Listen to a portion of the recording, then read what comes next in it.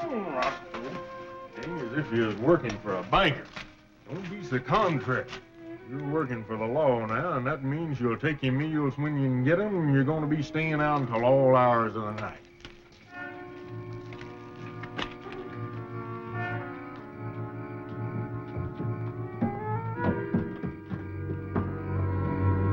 We got him cornered. Let's move in. What about the mule? Never mind him. We're after Shotgun Gibbs.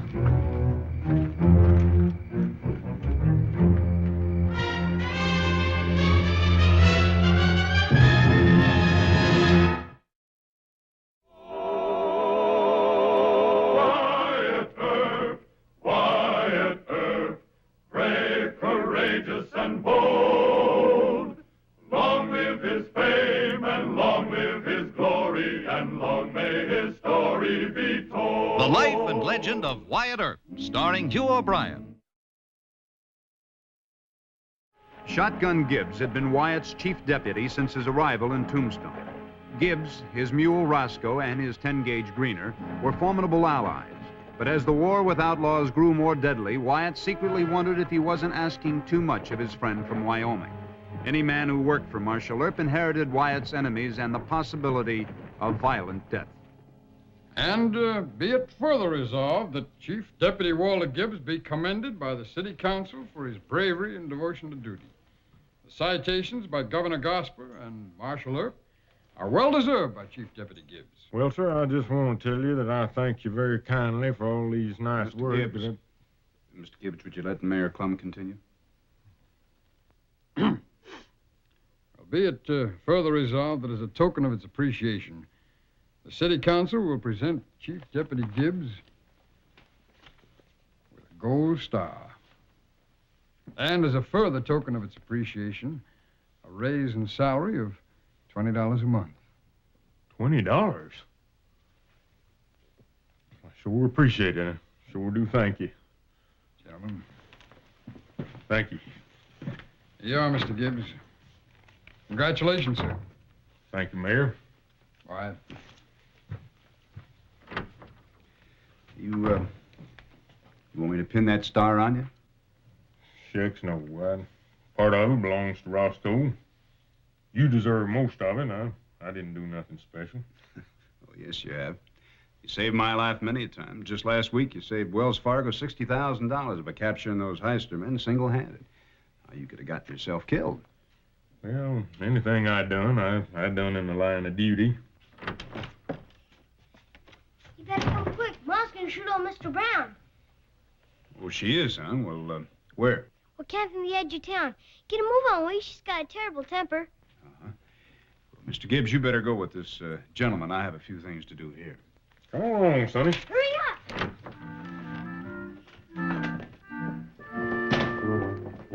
Hey, wait for me! Her name's Ginger. They call me Butch. We're related.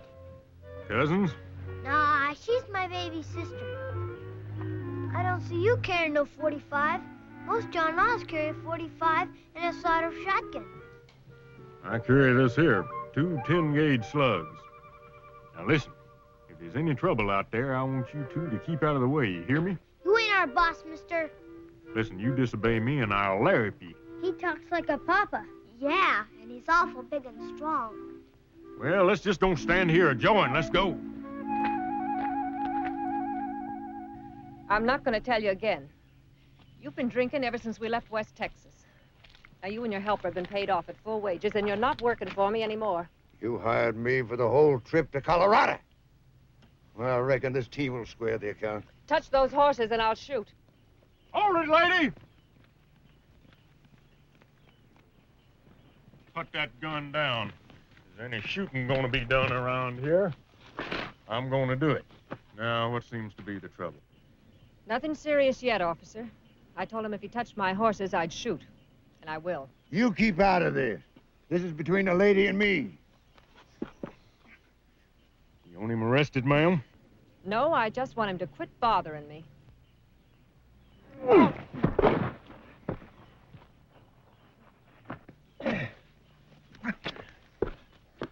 hear what the lady said? Well, don't you forget it.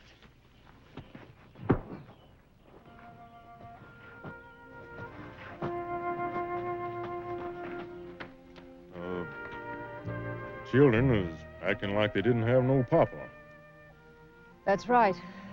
My husband was killed leading a posse in West Texas. Oh, awful sorry to hear that, ma'am. I begged him not to go. The other ranchers said it was his duty. Thanks for your help, officer. I don't think I'll have any more trouble with Brown. Now, lady, that ain't exactly my business, but where you heading? Colorado, the Homesteader Ranch. Just you and them children? No, I'll hire a couple of hands to help me till we get to Phoenix. We're joining up with a big wagon train there. Well, it's an awful rough trail to Phoenix, ma'am. I got an idea, Ma. Why don't you hire him? I like him. I like him, too. Mr. Gibbs is big and strong and awful brave, Ma. Butch. Well, Sonny, I done already got a job.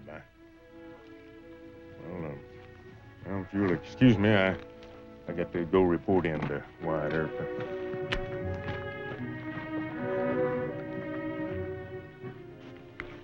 Who's bossing the outfit? Well, you are. I only just thought. Well, stop it. You embarrassed the poor man.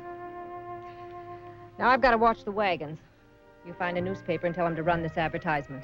Yes'm, but does Ginger have to dog me? Everywhere I go, she follows me.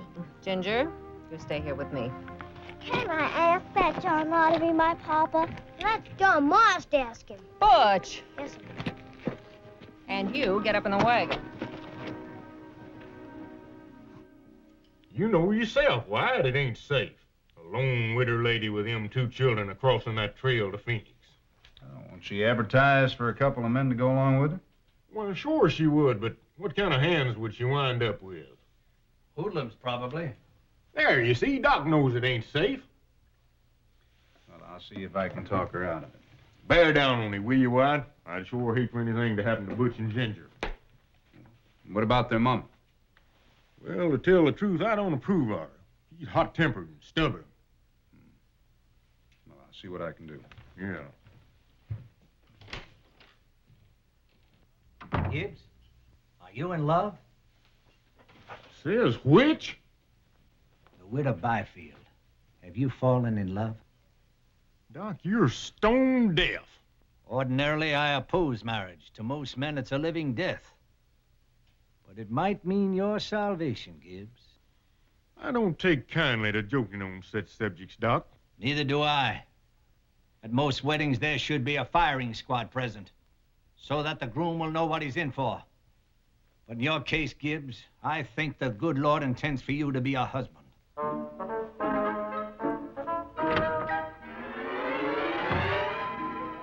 of course, I haven't any authority to stop you, Mrs. Byfield.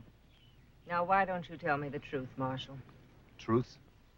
That big John Law deputy of yours asked you to come here and scare me. Why would Mr. Gibbs do that? Well, Mr. Gibbs has taken a fancy to Butch and Ginger. Like most old bachelors, he's sentimental about children. Do you know where they are now? They ran off to find Mr. Gibbs. No doubt he's buying them rock candy or licorice and spoiling their appetite for supper. Well, he shouldn't do that. I'll see if I can find them. Thank you, Marshal. And I hope you'll ask Mr. Gibbs to stop feeling sorry for those children. Butch and Ginger survived a childhood in West Texas. What little protection they need, I can give them. Yes, sir. Please, can we sit in Roscoe's bath? Why, sure. Thanks. Up you go, honey. You too, Butch. Attaboy. Butch, Ginger, get off that mule. Uh-oh. Mr. Gibbs, I'll have to ask you to lift my children off that mule. He ain't that mule, ma'am. His name's Roscoe. Oh, I don't care what his name is. Now, supper's been ready for half an hour. Skedaddle. Yes'm, but he's a real nice mule. Oh, I'm sure of that. Mr. Gibbs, I want you to know I've hired 2 reliable men. We're leaving for Phoenix at sunup. What 2 men? A Mr. Davis and a Mr. Hearn. I don't know 'em. Is that necessary? Lady, you got 2 likely kids. They're a mite spoiled, but that could be straightened out. Truth of the matter is, you're likely yourself. Indeed. Yeah, the only trouble with you is you got a big chip on your shoulder. You ought to get yourself a husband to take care of you and them kids. Someone like you? Oh, no, I ain't applying for the job. I got to stay here and help Wyatt Earp. Now, a lady like you ought to find herself a decent, honest man. Widow lady ain't got no business traipsing off to Colorado or any place else trying to go it alone. You're right, Pert. You ought not to have no trouble finding yourself a good husband, providing you got the sense to look for one. Why, you impertinent lummox.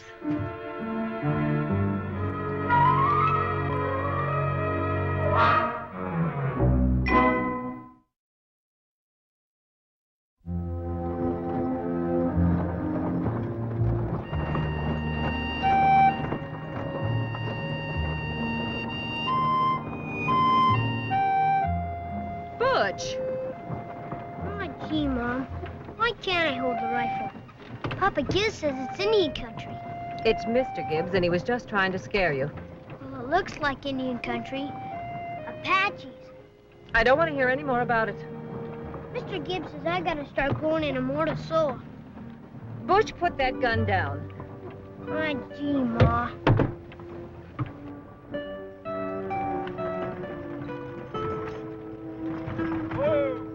Hold it, Mrs. Byfield. Whoa! Whoa! Oh.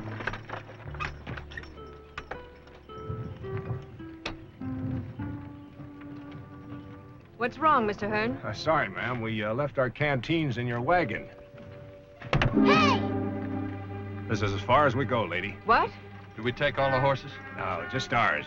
Better start unhitching them, Willie. You can't do that. The law will get you. We're nothing but dirty robbers. We're giving you a fair chance, boy. Hush now. They could steal this team, too. That's a sensible way to look at it, lady. I ain't scared of you. Butch! Hey, you're a right spunky kid. Smart, too. You better be smart, too, lady.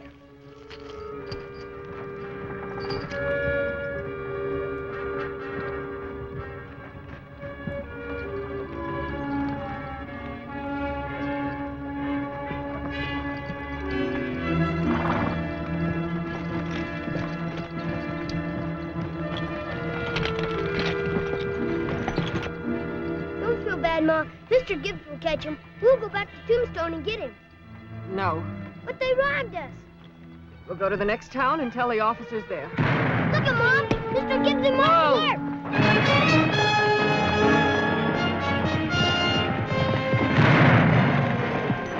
Kill him, Mr. Gibbs. Kill him. There, boy, Mr. Gibbs.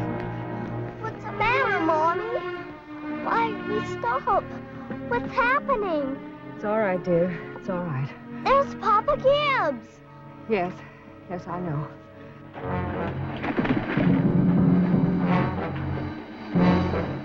him, Mr. Gibbs. Kill him. Let him, boy, Mr. Gibbs.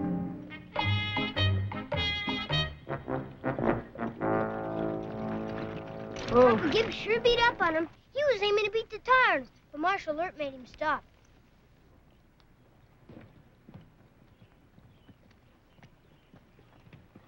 Hello, Papa Gibbs. Ma'am? Wait for me, Papa Gibbs. Excuse me, Ma. Mrs. Byfield, you and Ginger all right? Yes. Turn your wagon around. As soon as we get the horses hitched, we'll be heading back for Tombstone. I started out for Phoenix, Marshal. I never turned back. Well, I'm afraid you're going to have to this time, ma'am. You're a material witness. Very well. I don't fight the law, Mr. Earp. Deputy Gibbs found out who Hearn and Davis were and insisted we trail you. Now, if those two had been really vicious, they would have killed you and the children. Mr. Gibbs deserves a word of thanks, ma'am. I think so, too, Mama.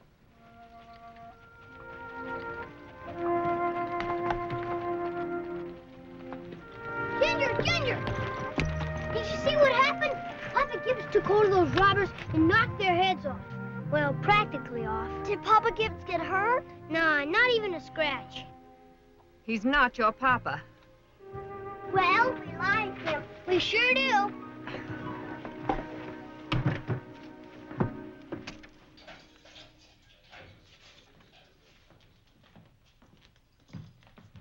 Gentlemen, your lawyer put up bond returnable in Judge Spicer's court at noon tomorrow. Here are your belongings. How about our guns? I think you're safer without them. Mr. Gibbs might be tempted. We got a couple of friends that... Shut it, Willie. We'll see you in court.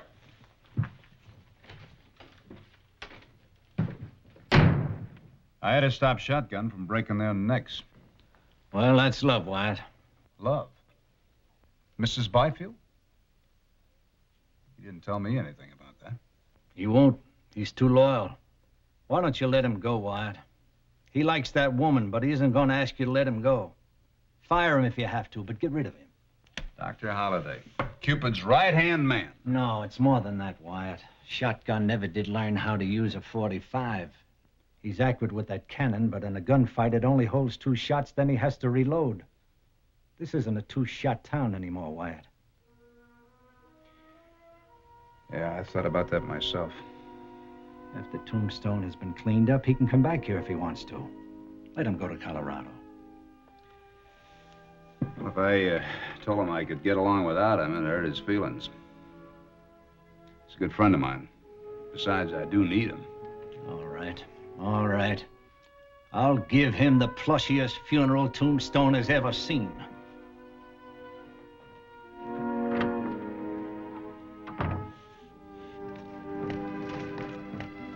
Honey, she didn't talk to Gibbs. She said, find Mr. Gibbs. I want to talk to him. Didn't she, Ginger? Pump a heart and pump to die. Now, you children just stop a-dogging me. Here, take this here money and go buy yourself some candy.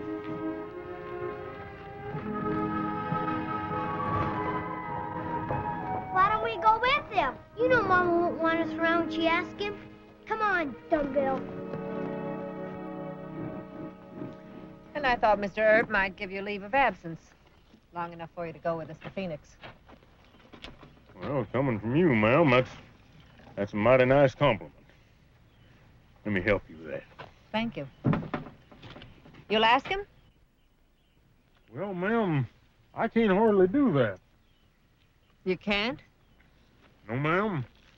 You see, over there in Tombstone, we're running mighty short-handed, and I'm afraid Wyatt might think I was running out on him. I see. Well, then, I guess it's Mr. Earp or me. Well, you ain't proposing, are you? I may have something like that in mind, eventually. Dang if I know what to say. You keep a-thinking about it, and I'll keep a-thinking about it, and maybe... Well, you know, it's about time I was getting back on patrol there. Wyatt probably expecting me, and... Excuse me, ma'am.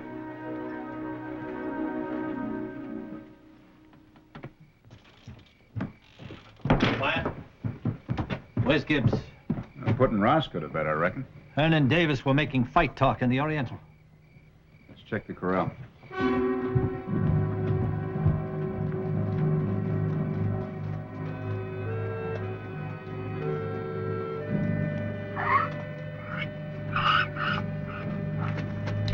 Come on, Roscoe, don't be so contrary.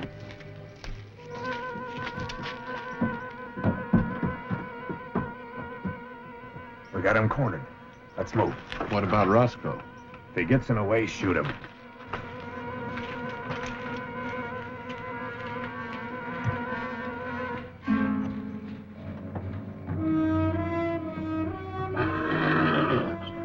Here's your help, Roscoe. You're getting more spoiled than Butch and Ginger. How about a bucket of them good oats, boy? Hold it, big man. Now, to keep away from that shotgun, come over here with your hands up. All right, boys. Looks like you got me. What are you waiting on? Killing ain't enough. We aim to give you a good pistol whipping first. Sure. Just be careful with them guns. Roscoe ain't never done nothing to harm you.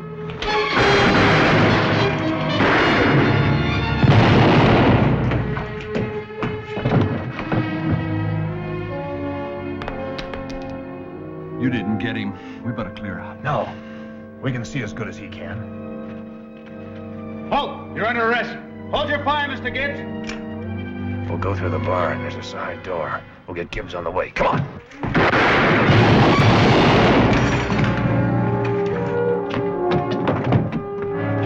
Shotgun? Over here. You all right? Yep. Check Roscoe, will you? Never mind Roscoe. He Didn't you hear me tell you to hold your fire? Sure I did, but they come in here shooting at me. Doc and I could have taken them alive. Well, it just so happens I wanted to kill them. Your leg busted? No, I don't think it's that bad. Let's get you over to the office with some more light. Doc, give me a hand. Watch. Get your weight in your right leg.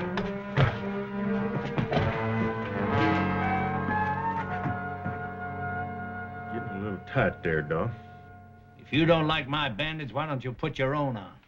Well, I ain't complaining. I guess I'm pretty lucky at that. So it's you they shot at. Yes, ma'am. Sit down. Yes, ma'am. Two drifters tried to corner him.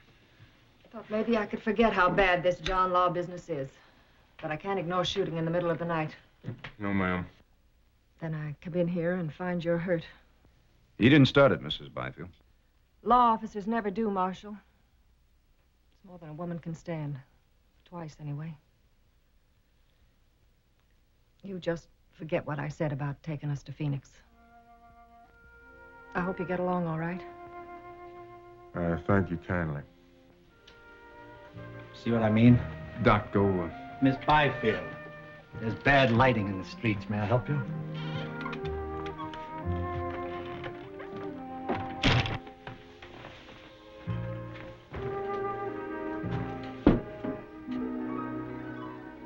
Sit down, Mr. Gibbs. I have something to say to you. Huh? Oh. I reckon it's about them fellers I killed. You, disobeyed an order.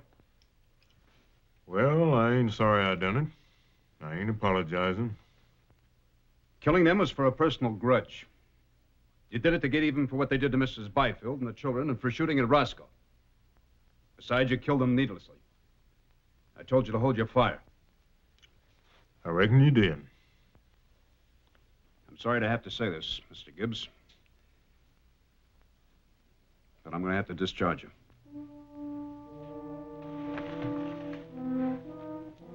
Well, you mean I ain't your chief deputy no more? You're just up and firing me? That's right.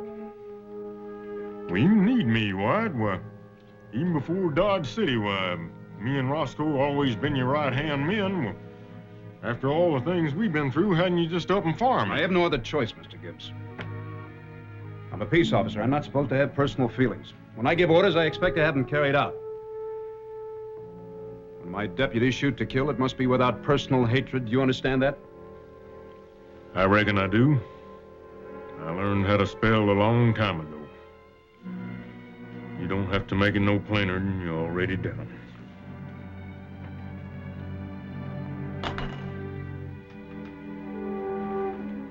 Mr. Gibbs? Yes, sir? Let me hear from you. So long, Wyatt.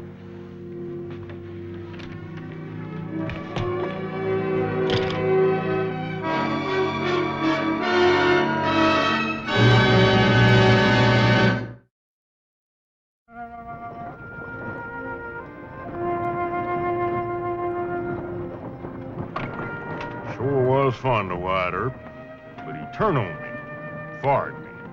He loves you. Got a mighty poor way of showing it. You'll forgive him. Well, I already done that. He can't help being the way he is. Worse than Roscoe lots of times. Someday, I think you'll see better what he's done for you. Maybe. Maybe so.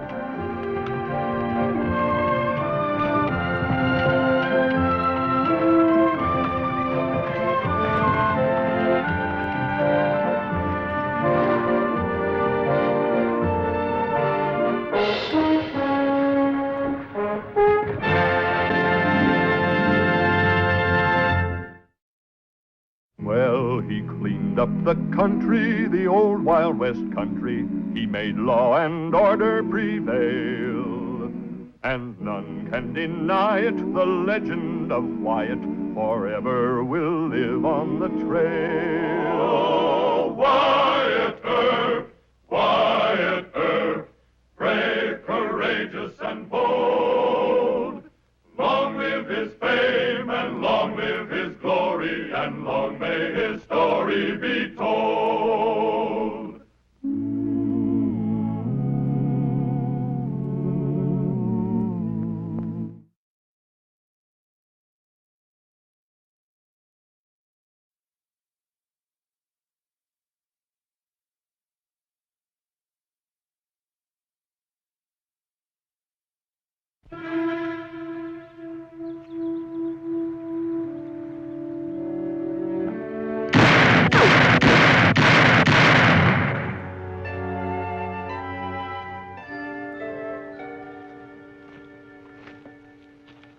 That's pretty good, Mr. Connell.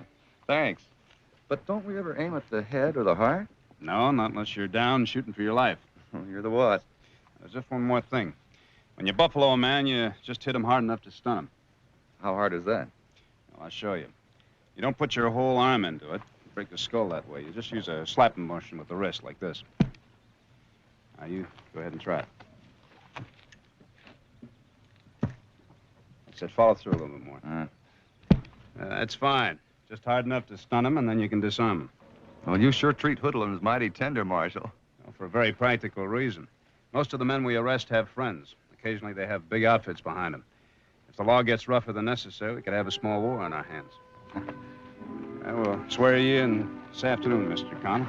Give you your gun back at that time. Thank you, Marshal. Thank you.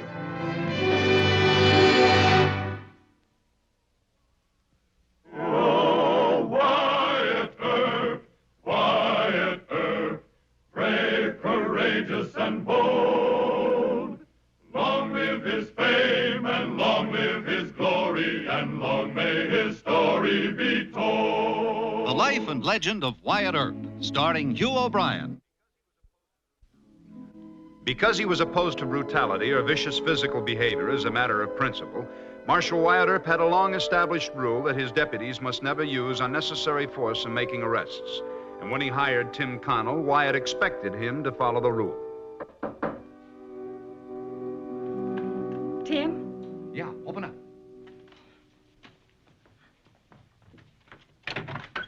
Martha, found a job. Oh, that's wonderful. What kind? How? Well, there's nothing to it.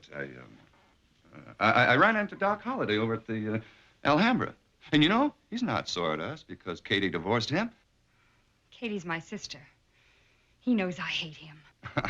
Doc don't care whether you hate him or not. It was his recommendation that got me the job, and him and me was never real close either. What kind of job? Well, Wyatt Earp is short on deputies, and according to Doc, the mayor's after him to hire some more right away. You a John Law? Well, what's wrong with that? I know Doc. He ruined Katie's life, and now he's trying to ruin mine, but I'm not going to let him. I'll tell Marshal Earp. Just a minute.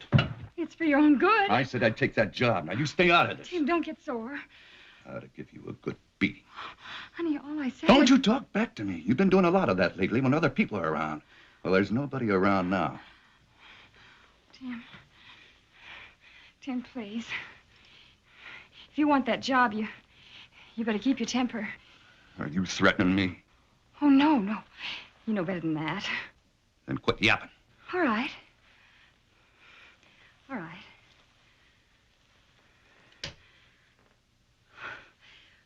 Katie told me a lot about Marshal Earp. Such as what? Well, she said he rides close herd on his deputies. Even Doc Holliday. So you can't afford to lose your temper. Just be smiling Tim Connell, and you'll get along just fine. That's right. We quit fighting, huh? Sure. I am hot-tempered, Martha, but I don't really mean to be. I know you don't. That's my girl.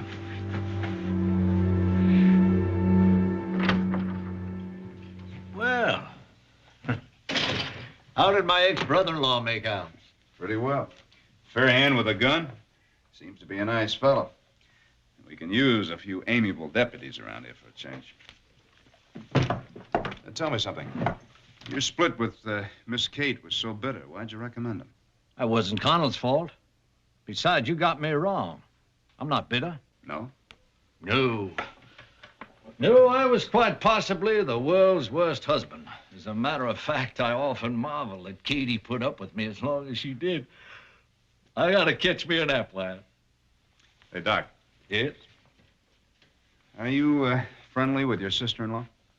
Oh, no, we don't speak. She thinks I ruined Katie's life. Can't you kind of patch things up? Why? Connell's working for us now, and a man's wife can influence him. Why'd I have my pride? Besides, that Martha woman wrote me a letter stating that I was a disgrace to the whole state of Georgia. My home state is rather proud of me. I've never been indicted there. All right. I'll have a talk with Mrs. Connell. Help yourself, Wyatt.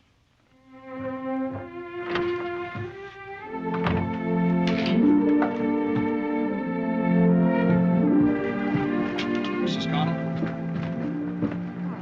You must be Marshal Earp. Yes, ma'am. I know how you feel about Dr. Holliday, but I hope for your husband's sake you won't let a family quarrel make trouble. Your husband's going to have to work with Doc. Then lecture Doc. He got you to make Tim and John law just to punish me. Punish him? I don't understand. Mr. Connell wanted that job. And I didn't want him to take it. Doc knew that. How could Doc know? What turns you against the law, Mrs. Connell? You afraid Tim might get hurt? I just don't think he'll be a good deputy. He's...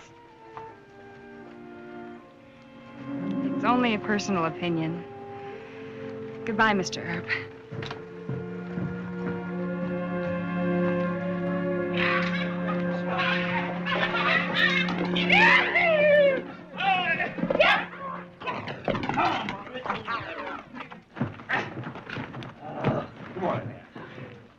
Come on, what's keeping you? Walk, friends. What? Marshal Earp don't like horses tied that loose. They're apt to mosey around and up on the sidewalks. Oh? Yeah, Mr. Earp likes a clean town. Well, you tie him a little tighter, Johnny Law. Hold it! Now drop those belts.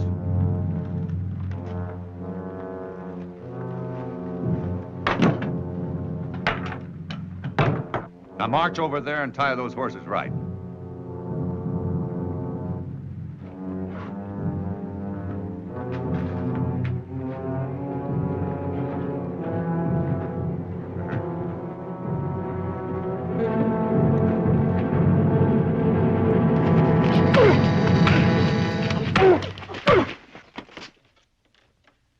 Wyatt?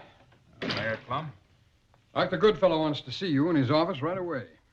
What happened? Some cowhands from the Circle H. They're claiming your new deputy beat him up. Was Connell trying to arrest him? Well, he claims they were resisting arrest, but there's an awful lot of eyewitnesses who are saying that it was unjustified brutality.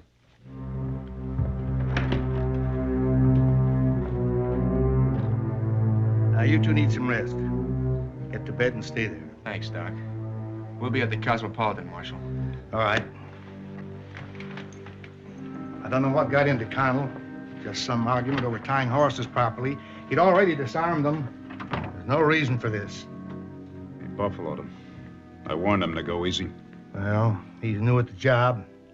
May have lost his head. Hope you can get the truth of it, Wyatt. I'll have to do a craniotomy on this poor fellow.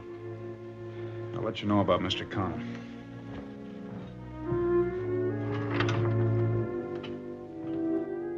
And, well, the biggest one made a grab for my gun. I twisted away and hit him on the head, just like you showed me, Mr. Earp. He has a fractured skull. Well, I didn't mean to hit him that hard. The other two were fixing to jump me. Oh? Did they jump? Yes, sir, they sure did. This is a fist mark, Mr. Clum. What? Mr. Mayor, aren't you asking too much of this man, his first time on the job? Ah, maybe so, but... Tim just wasn't thinking. I know he shouldn't have argued with three tough cowboys about a minor infraction of the law, but once in the fight, I don't know what he could have done about it. I agree, Mr. Mayor. If you want a full-scale investigation before the council, that's your privilege. That's exactly what I want, Wyatt. Meanwhile, Mr. Connell here should be given an official reprimand and warned to avoid any excess zeal in the future. Now, Zach Herrick of the Circle H is going to be knocking on my door in the morning. I'll explain to him what we're doing about all this. I just hope he doesn't make any trouble. Good night, gentlemen.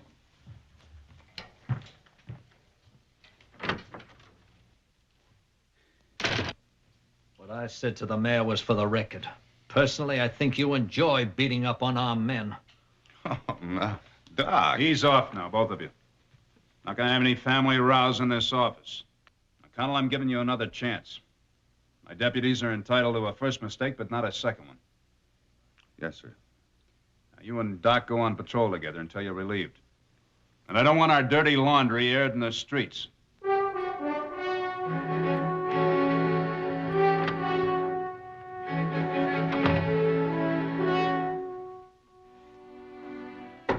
It's me, Martha. Open up.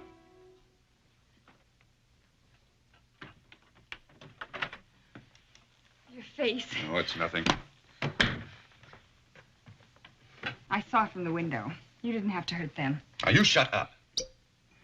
I told you not to go to Doc for a job. Now he's laying one of his traps. What do you mean, traps? That star. It's trouble as long as you wear it. Earp will just be waiting for you to lose your temper again. Can't you see what Doc's trying to do? Martha, I need the star. He's trying to get you sent to prison to get back at Katie and me. Look, Martha. Those cowboys I had to fight with were from the Circle H. They're a large outfit and they'll come after me. But they won't shoot at a lawman because if they did, Earp, Doc, and the other deputies would have to help me. What good is that if you get shot? Wait a minute. I got an idea. Maybe I can put the blame on Doc. Get Doc Holliday in trouble? That's right. Oh, Tim, if you can get Doc in trouble, I'll help you. I'll do anything to get him. Anything. 3 of my boys beaten up, 1 near death, and all you can do is reprimand the deputy, huh? We're still working on the case, Mr. Herrick. I want that Connell fired, right now. You know I can't do that. Mayor Clum is gathering eyewitness reports for the city council. Connell's entitled to a hearing. Typical cover-up. Now, let me tell you something, you... That's enough. Oh, it is it? Well, I'm still going to tell you exactly what your deputy is entitled to. A grave in Boot Hill, and that's what he's going to get. Mr. Herrick, get out. Listen, Doc, you better tell him that I mean what I say. Eric does mean it, Wyatt. He's already sent for Jack Renfro, that Texas gun who's been riding with the Clantons. Renfro? Eric's boys just told me. Well, I figure they'll know Connell in St. Louis. You said that that's where Martha met him? That's right. I'll get this telegram off then. Where's Connell now? In his hotel with Martha. Deacon, I don't suppose you'll take my advice, but I think you should fire Connell and get them both out of town. And knuckle under the Circle H? Wyatt, after the operation on that cowhand last night, Dr. Goodfellow and I had a real long talk, and we came to the conclusion that Connell is a sadistic, vicious personality. Insane? No, much worse than that. Logical and amiable on the surface, but brutal and deadly in his true character. Has he done anything like this before? I don't know about that, but Martha married him and Katie married me. A weakness for scoundrels must run in the family. Well, I promised Connell a second chance. You keep an eye on him. Let me know if Herrick's gunslinger gets into town. I should have an answer on this in a couple of hours.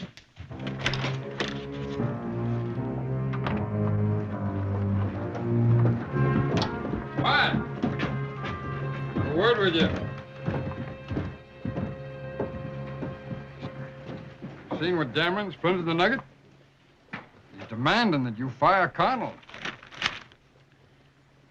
Much as I hate to say it, for once I think maybe he's right.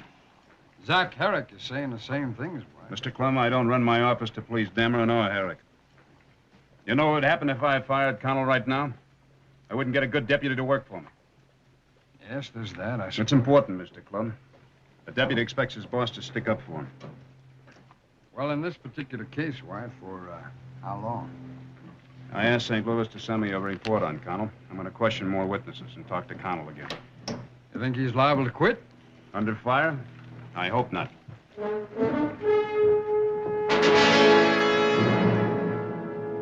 Why waste a good breakfast, Donnie?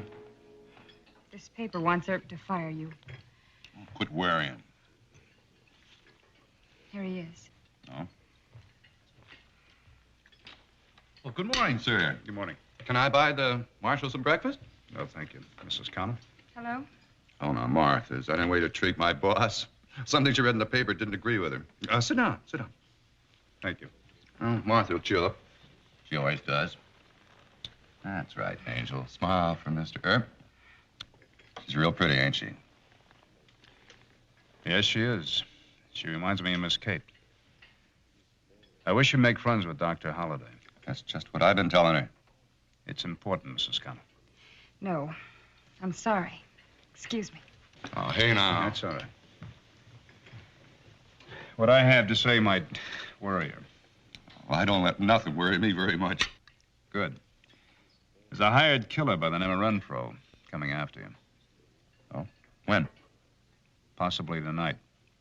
I want you to stick close to Doc on patrol. One of his hoodlum friends might be able to tell us where Renfro's likely to be. Do we kill Renfro? No, we arrest him. Oh, I'm mighty glad to hear that. No more rough stuff, huh? Oh, so help me, Mr. Earp. I've learned my lesson. Fine. Doc will pick you up here for your patrol. Maybe by that time we'll have an idea where Renfro is. You're a real friend, Marshal.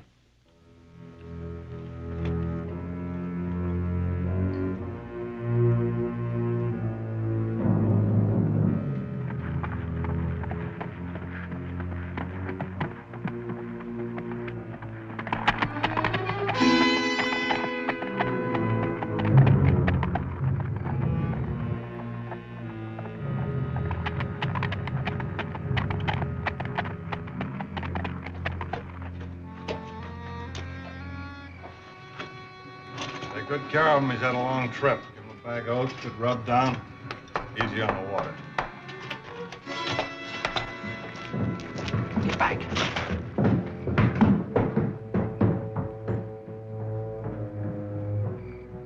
Is that him? You keep out of this. Lift them, Renfro. I was right about you, Connell. Me? You killed him.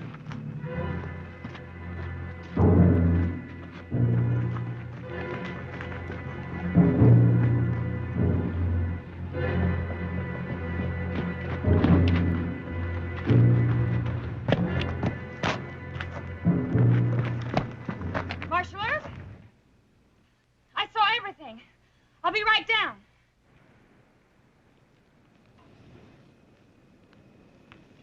Did you see anything? Give me your guns, both of you.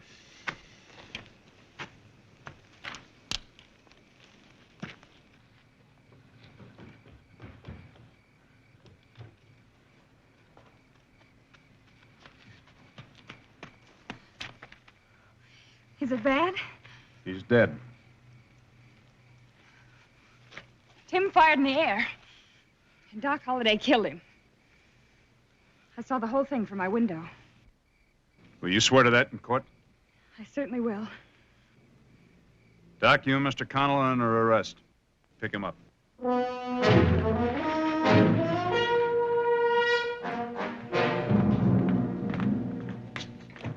Come in, Marshal.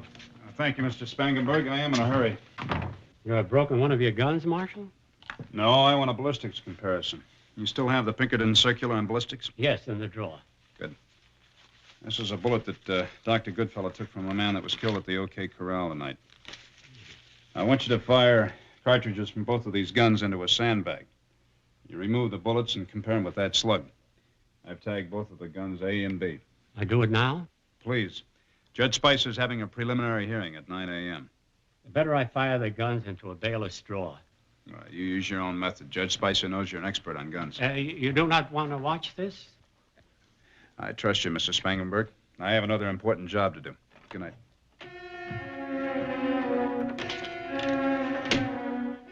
Well, Mrs. Connell. The law says Tim can be let out on bond. Not tonight. I can hold him 24 hours on my own responsibility. Are you holding Doc Holliday, too? Dr. Holliday is a sick man. Should sleep in a comfortable bed. He's also your friend. And you're trying to put the blame on Tim. Doc didn't shoot Renfro in the back. I saw him. And you're lying. Doc doesn't have to shoot anybody in the back. He's too good with a gun. If he wanted to kill Renfro, all he had to do was to have him turn around and draw. So you say. Mrs. Connell, I didn't intend to show you this telegram, but it's obvious that you still mean to testify against Doc. Here, read this.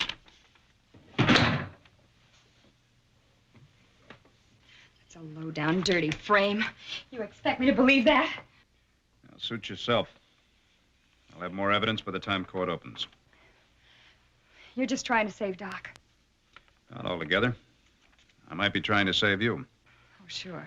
Your heart bleeds for me. A man like Connell, who deserted his wife and 3 children, marry you under false pretenses? That's a lie. It's all a lie. Bring Tim in here. He'll deny it to your face. Mr. Connell will have a chance to deny everything under oath. Tell me, how often has he beaten you? I don't scare that easy. I saw Doc shoot Renfro in the back, and I'll swear to it in court. Why do you hate Doc so much? Were you in love with him when he married your sister? No. I'm leaving. Mrs. Connell, Doc doesn't deserve to be hated as much as you hate him. But Connell does deserve it. He deceived you into marriage, and I think he's been beating and terrorizing you ever since. It's a lie. It's all a lie. You want me to choose between Tim and Doc? I'm going to testify for Tim.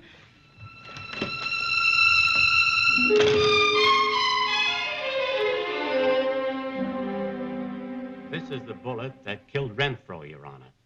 Now, I wish you would compare the rifling marks on it with this bullet fired from gun B.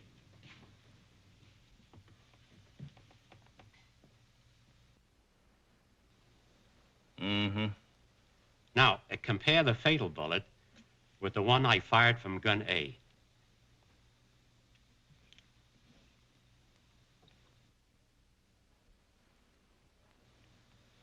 Well, the gun B slugs are marked like the bullet which killed the deceased. Now, explain the Pinkerton theory to me. Well, Your Honor, it says that every rifled weapon leaves its own markings on a bullet, just like a thumbprint. Yes, I see.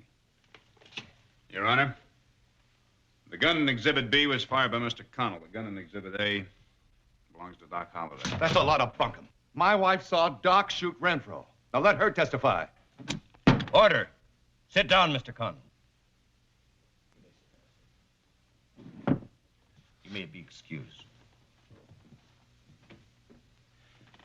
It's an ingenious theory, Marshal Earp, but it has not yet been ruled as permissible evidence. The court must hear from Mrs. Connell. Yes, sir, but I think that Your Honor should look at these telegrams first.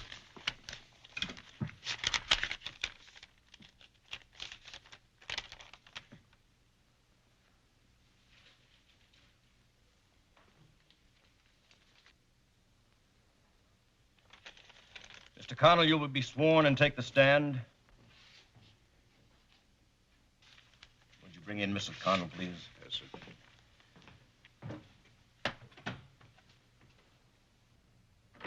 I see. And so you admit to deserting a wife and children in Clay County, Missouri? Yeah? I don't mean I killed Renfro. No, but it does mean that Martha Connell is not your legal wife. And under the rules of evidence, she can testify against you. All right, there she is. Ask her.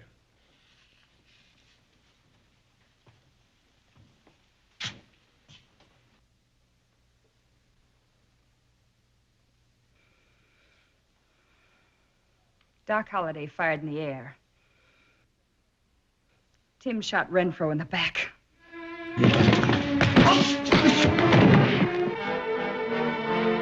Marshal Earp, hold him for trial. This preliminary hearing is closed. Get up.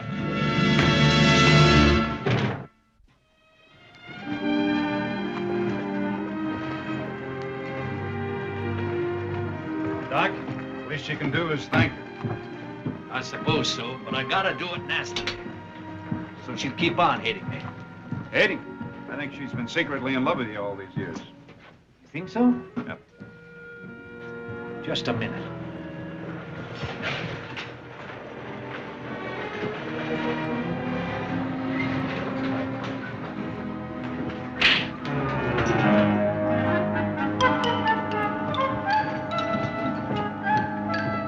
You're wrong, Lyle. She hates me. Is that good? Uh-huh. A woman's love can die, Deacon, but Martha's beautiful hatred will carry me to the gallows. Well, he cleaned up the country, the old Wild West country. He made law and order prevail. And none can deny it, the legend of Wyatt forever will live on the trail. Oh, Wyatt Earp, Wyatt Earp, brave, courageous, and bold. Long live his fame, and long live his glory, and long may his story be told. Long may his story be told.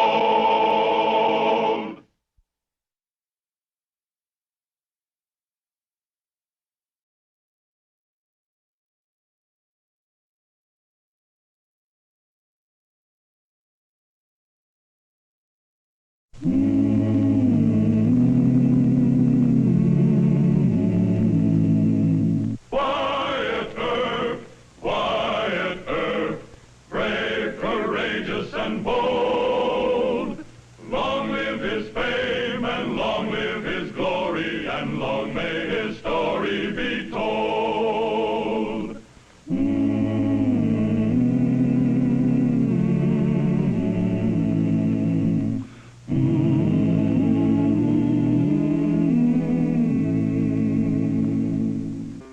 The relations between Marshal Earp and Old Man Clanton, who was the outlaw chieftain in southeast Arizona, were marked by cold hostility. But Wyatt dreaded the day when Clanton would reach the end of every outlaw's trail because he knew that leadership of Clanton's gang would pass to Curly Brocious and John Ringo, a bloodthirsty murderer and an alcoholic psychopath, or to the McLaury brothers, another pair of deadly killers.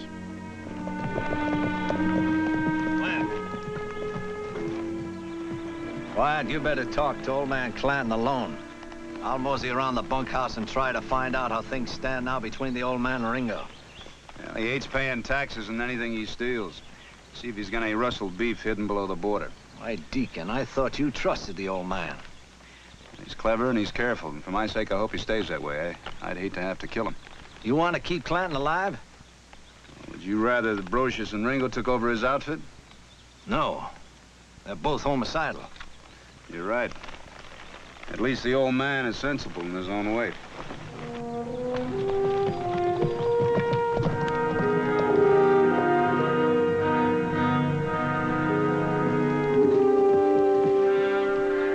Take him to the barn.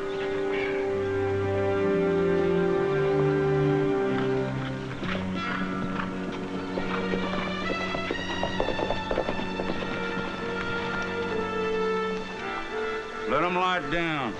It's Wyatt who has the business with you. I'll just go stretch my legs for a while. Help yourself, Doc. What's the business?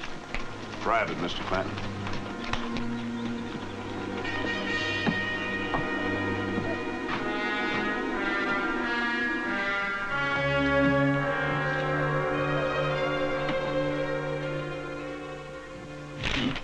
What's all this got to do with me?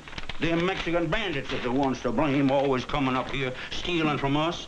Anyhow, I don't pay no attention to them blue-bellied Yankees in Washington.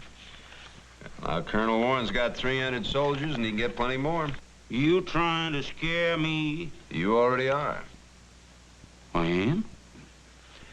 Brocious and Ringo are getting harder for you to handle all the time. Now, they just may not like this truce. They may decide to deal you out and take over. Deal me out, and they ain't that dumb. You got a cruster, big-headed John Law, coming in here trying to turn me against my own boys. Why is interested in them? Because with you, outlawry is a business, not a license to murder, and you've always kept your boys in line with that rule. But Brocious, Ringo, and McLaury's, they can't even keep themselves in line, much less anybody else. I always knowed you was smart up, always did. All right, what about this raiding? You want the army to go shooting at you? It's your life, not mine. No more raiding. Well, all right. You tell the colonel that I'll stay on my side of the border if and them bandits stays on theirs. Cuts both ways. And I'm offering this cause it makes sense. Not cause I'm fidgety about anything in my outfit. I see. Now, a lord head by the name of Don Pedro is them bandits' big man down there. Don Pedro, where can I find him?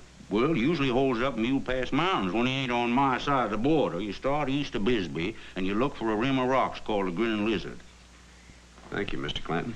I don't reckon that you'll, change your mind, go to work for me. I'm a John Law, remember? What a waste of good brains. I could sure use you. Them 3 sons of mine, they just, well, I only got 2 people I can really depend on. That's Tom and Frank McLaury, and sometimes they ain't too smart. But don't you go around saying I begged you. This is a private talk, Mr. Clanton. Well, you keep it that way. You sure you don't want me to consult with Brocious and Ringo about this agreement? Well, I'm the boss of my outfit, and you got no call to keep on mentioning them unless you're dead certain what's going on. Well, Mr. Clanton, when I'm dead certain, it won't matter to you at all.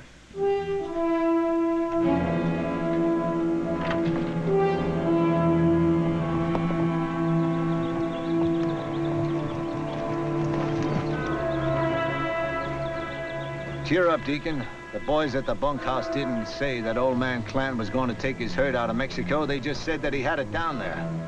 He might even keep his word about the truce. I don't think he can. He's in pretty bad shape, Doc.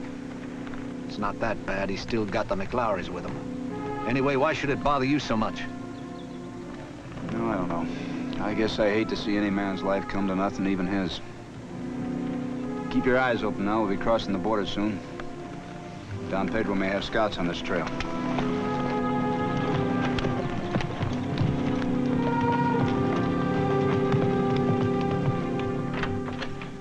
Sit down, Mort. I'll be finding that map. Ice water. Nothing like ice water to cut the dust. Yeah. Oh, Mort, come over here. Now, the sum and substance of it is that we have, me and Ringo and Brocious, have about 1,500 steers right about there, below the border. They have to be moved north pretty quick. That don't sound too hard to me, boss. Who's riding with me? Well, just 2 of us and half a dozen hands. Not Brocious and Ringo and some of your men? I paid Sheriff Bean to let you out of jail because you know how to take cattle through Guadalupe Canyon and back across the border. Now, this has to be done fast and strictly on the QT. No, I don't get it, Mr. Clanton. Seems to me like you ought to tell Ringo. Shut up! And listen. Now, the Army is in an uproar about driving across the border. I had to promise Wyatt Earp that we'd quit if and them bandits did. But I don't aim to throw away a whole herd that already belongs to us. Oh, well, now I see what you mean. Now, the fewer knows about this, the better. I can't trust Ringo and Brocious on this drive. They want to go off killing Mexicans right and left like they did in Skeleton Canyon. Well, now, if you got no stomach for this drive, no matter, I'll just have Bean put you back in jail. Oh, no, Mr. Clanton. I'll make the drive. All right. But you keep your mouth shut. Good and shut. Understand? Yes, sure I do.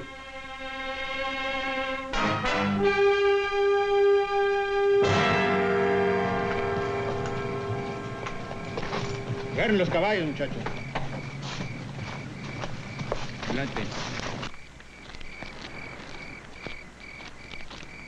Jefe, those gringos hay que cuidarlos. See, do you think I'm stupid? 2 gringos do not come into my camp unless they are friendly. Please come sit with me.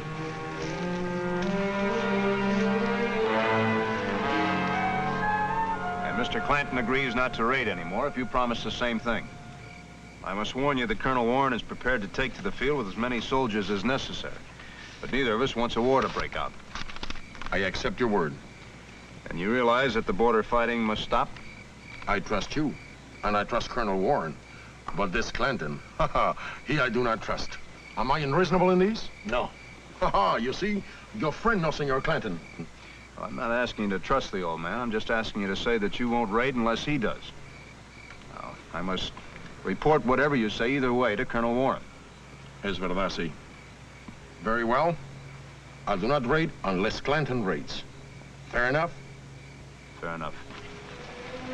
Gracias, Senor Earp. Angelic, Pax Vobiscum, Don Pedro.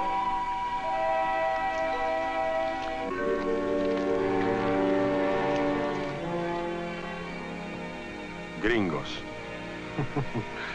They are indeed children.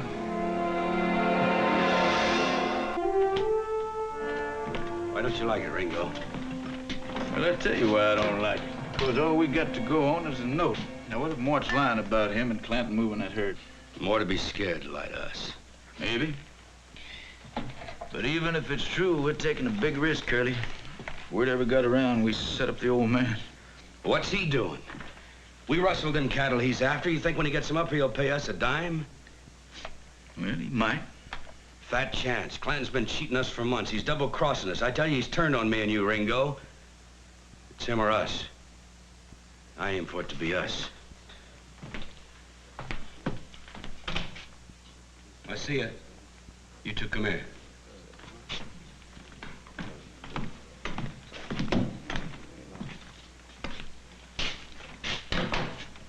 I want you to take a message to Don Pedro. I want you to take different trails so you'll be sure to get through. Si, senor. Split this. Tell him that old man Clanton's taking a herd through Guadalupe Canyon. Tomorrow at sundown. Now, no mistakes, you hear? Guadalupe Canyon. Sí. Muy bien. Vente.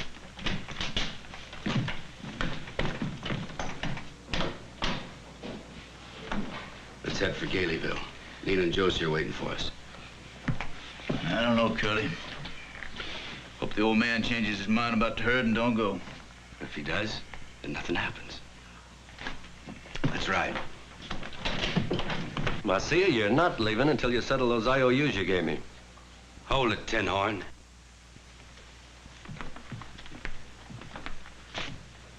They got an errand to run for us. Let him go. He owes me money and I want it. You must be joking, Curly. Well, you're the joker. Hit the trail, pronto. Sí. Vámonos.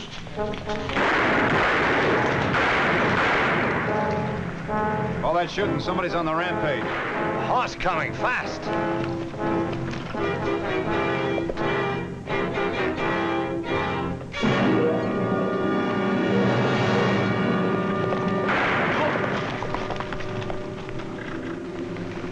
Where are you going in such a hurry? He's probably riding a stolen horse. Where did you get it? At the roadhouse? Let's go see what they can tell us. Lieutenant. Get in there. You sure this is one of the men talking to Ringo Ambrosius? I'd swear to it, Marshal. You were heading to Mexico. Where? He's a horse thief. I suggest we hang him. All right. Now, hold on. Stay out of this, Mr. Ayers. You can't help him. No. I talk. They send me to Don Pedro. Why? I do not know. Hanging is too much trouble. Shooting is quicker. I'll give you a count of 3. 1, 2. Por favor, senor. No. All right, then start talking. Why were you going to go see Don Pedro? I say to him that Senor Clanton, he drives cattle. When? Mañana, tomorrow night. Where? They do not tell me that, senor. He's lying, Wyatt. Ringo and Brocious are just trying to set up the old man. There's no other reason for telling Don Pedro about it. Take him outside and tie him up, Doc. Would you get us some coffee?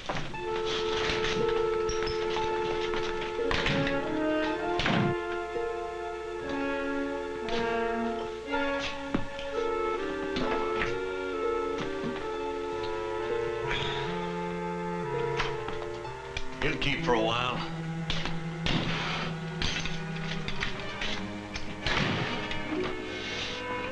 We're going to have to tell Clanton what he's heading into. Not tonight, Wyatt. We've already been in the saddle 14 hours. I'll go, Wyatt. I think you'll listen to me. After all, I'm practically a member of his outfit by now. All right, Mr. Ayers, you're a good undercover man. But you make sure that Clanton does listen to you. He's entitled to a better finish than that. Try to be back by sunup, but be careful.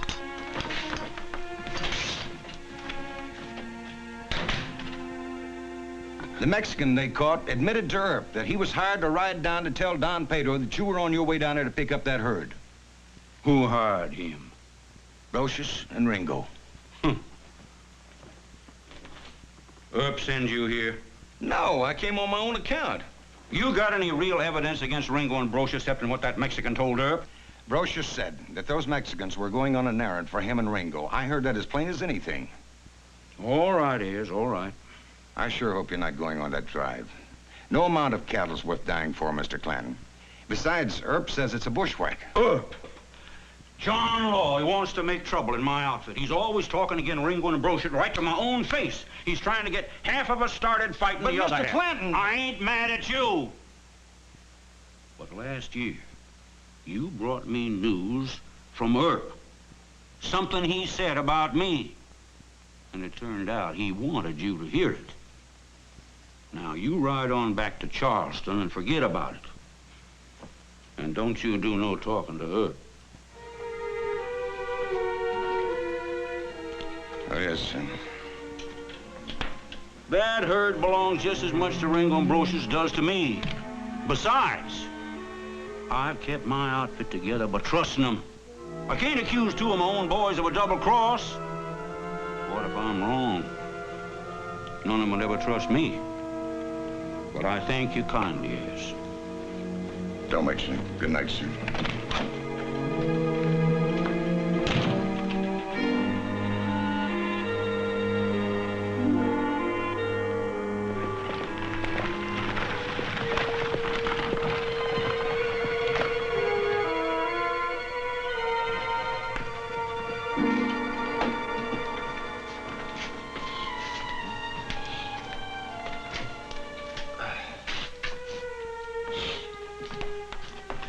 Any luck? I think he halfway believed me, but he's not going to do anything about it. He says the cattle also belong to Brocious and Ringo. They stand to gain as much as he does. Why didn't I bet you? I wish we could have found out where they plan to catch him. Did he tell you where the herd is hidden? No, I'm afraid he doesn't trust me that much. Our only chance is to get back to Don Pedro in a hurry. And there's not much hope there either, is there? No, Don Pedro will never believe that Clanton was after his own cattle, Wyatt. We've got to try and convince him. I can let Brocious and Ringo get old man Clanton killed if I can stop it. He'll only live to fight another day. It's almost sunup, Doc. Either come along or go on back to Tombstone.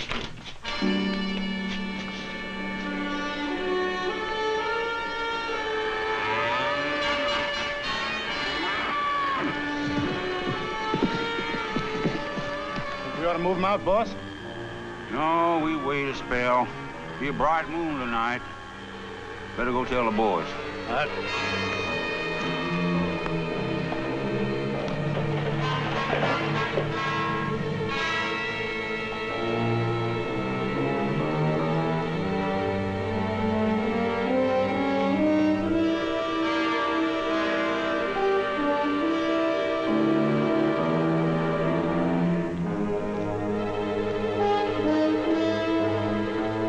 Hold it!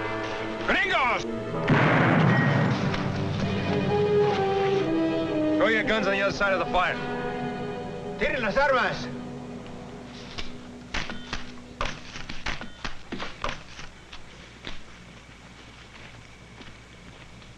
Where's Don Pedro? No sabe. This one can speak English, Wyatt. Marshal Earp asked you a question, Roca. Where's your boss? I may have to plug Senor Roca. No. Please, amigo. Speak up. We're short on time. Don Pedro and the other vaqueros are in the Guadalupe Canyon. To bushwhack old man Clanton? I don't know. They don't tell me nothing, senor. I think he's telling the truth, Wyatt. Guadalupe Canyon. That's pretty far away. We'll have to hurry. Tell your men to lie on their stomachs. Tírense en el suelo.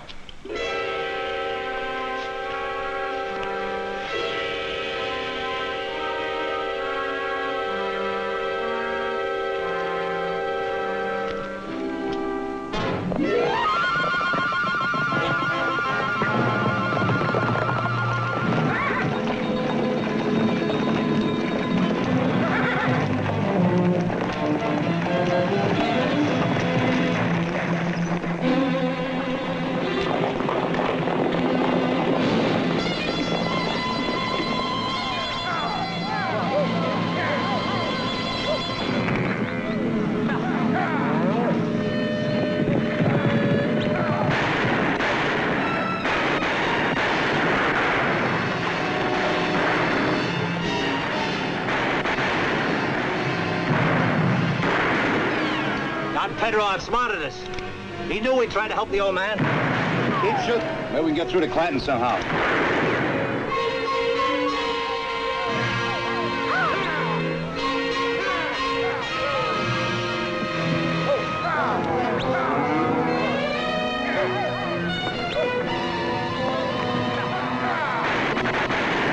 Mexicans! Earth was right. Well, no matter. We'll make a stand. Over there! They got us blocked off. You can't run, but you can fight. I got Clanton pinned down. Cover me. No, you'll never make it.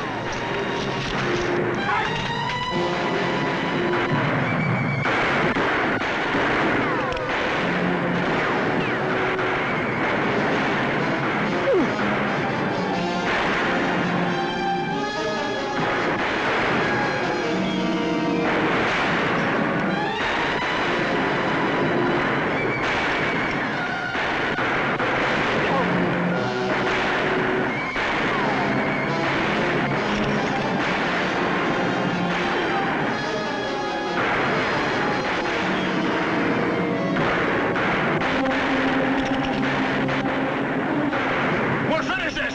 Get him!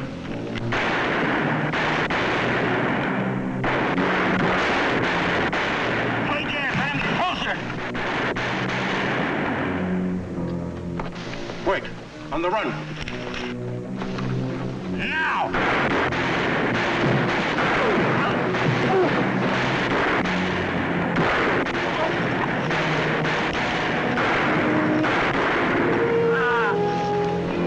Give him more!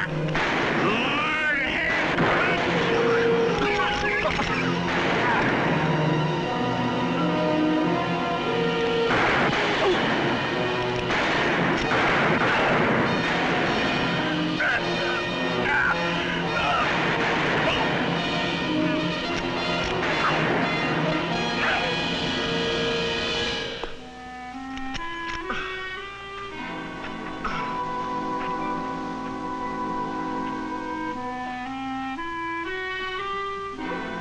Desert, breathe.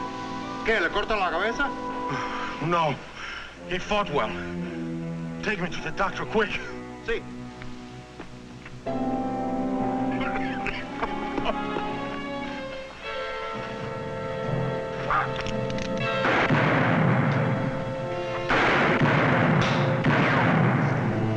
Careful. It may be a trap. I don't think so. Shooting stopped in the canyon, too. Come on.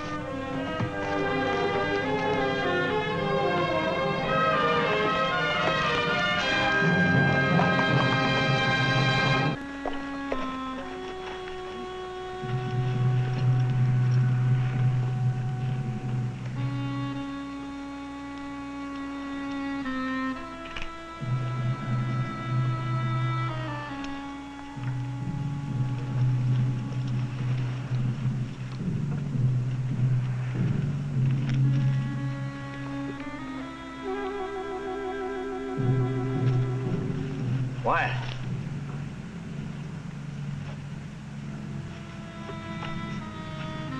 He's got 7 slugs in him.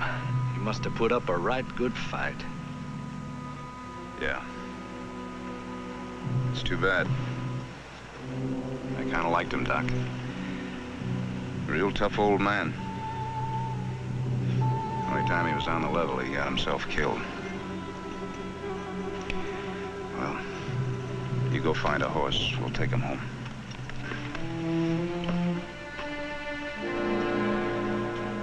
The death of old man Clanton would not end the desperate struggle between Marshal Earp and the Clanton outlaws. Bad as he was, the old man had exercised a moderating influence. Wyatt knew that the command would now pass to Curly Brocious and John Ringo, more unrelenting and ambitious than Clanton's disappointing sons. The law could not reason with such men, so the law would be forced to speak with guns as the looming battle of the OK Corral dawned on Tombstone's grim horizon. Well, he cleaned up the country, the old Wild West country. He made law and order prevail. And none can deny it, the legend of Wyatt forever will live on the trail. Oh, Wyatt Earp,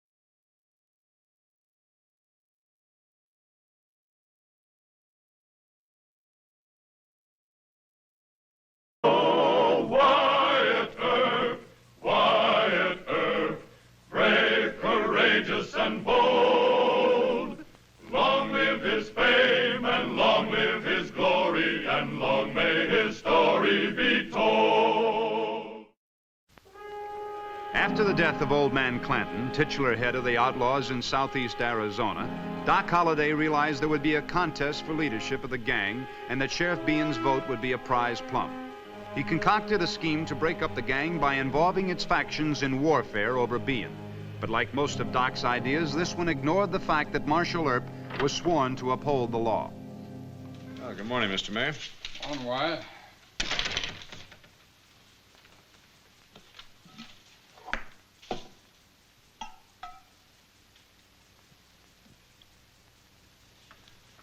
Well, you can't be that thirsty. What's wrong?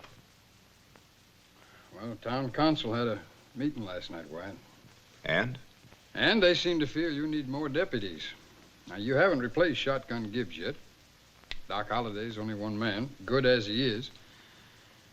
Well, I told him you were probably already looking around for some help. Yes, sir, I am. I sent telegrams to Turk Johnson, Jack Vermillion, also trying to get in touch with Neil Brown and Bat Masterson, but I haven't had any word yet. Wyatt, how about your brothers over in Prescott?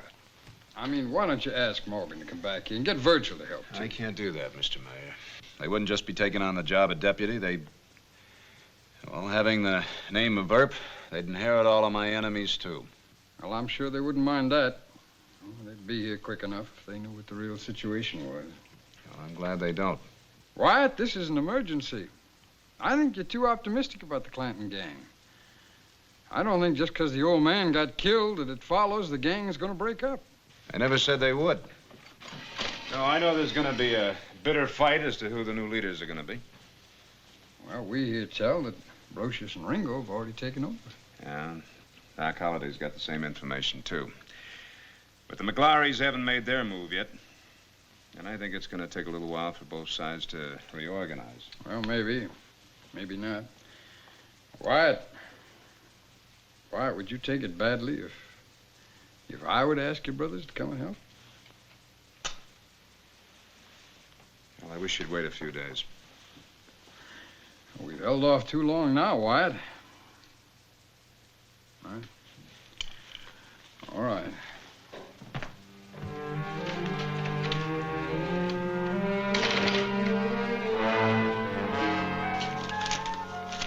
The council voted to make Virgil chief of city police. Morgan is his assistant. You see, Wyatt's always being required to go out of town because he's a deputy U.S. Marshal. Does that still leave Wyatt the Chief John Law? Oh, of course, Doc, of course. All right, I'll go over to Prescott and see if Virgil and Morgan will take the job. Good. Now, as to salary... Well, that's unimportant. They'll come when they know that Wyatt needs help. By the way, I think it'd be wiser if you told Wyatt that I went over to Tucson. Big poker game. All right, Doc. When you plan on going? This evening.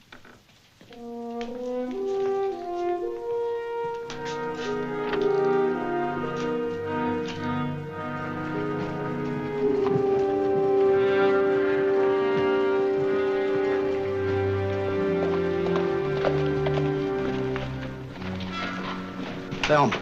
Johnny, we mustn't be seen together. But I'm proud to be seen with you. Please, it's got to be my way or else we're through.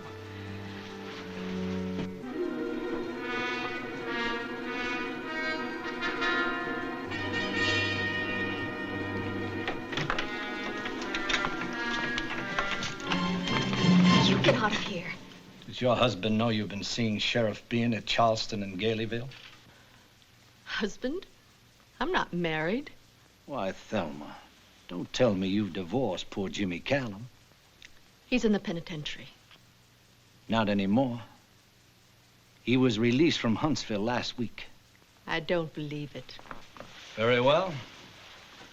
Just ask Marshal Earp to show you the Ranger's bulletin on the released prisoners. They told me he got 10 years. He did, but for the wrong killing. Do I hear the sound of wifely love in your voice? Oh, shut up. What do you want? Johnny Bean? Well, get him. He's right here in town. I want him out of town. Walk over to the desk gracefully. Take pen in hand. What if I say no?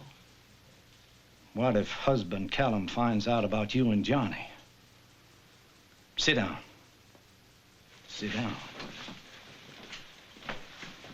Now, you write. Dear Johnny, Meet me at Lover's Leap on the Charleston Trail, 10 o'clock tomorrow night. Lover's Leap. That's a neat, ironic touch.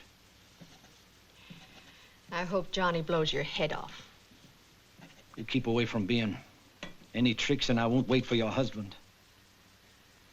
Here. No tricks, Doc. That's sweet. Very sweet. You know, I don't blame Jimmy Callum for being jealous of you. There are sensible women and bad women. But a bad, sensible woman is a pearl of great price. A black pearl.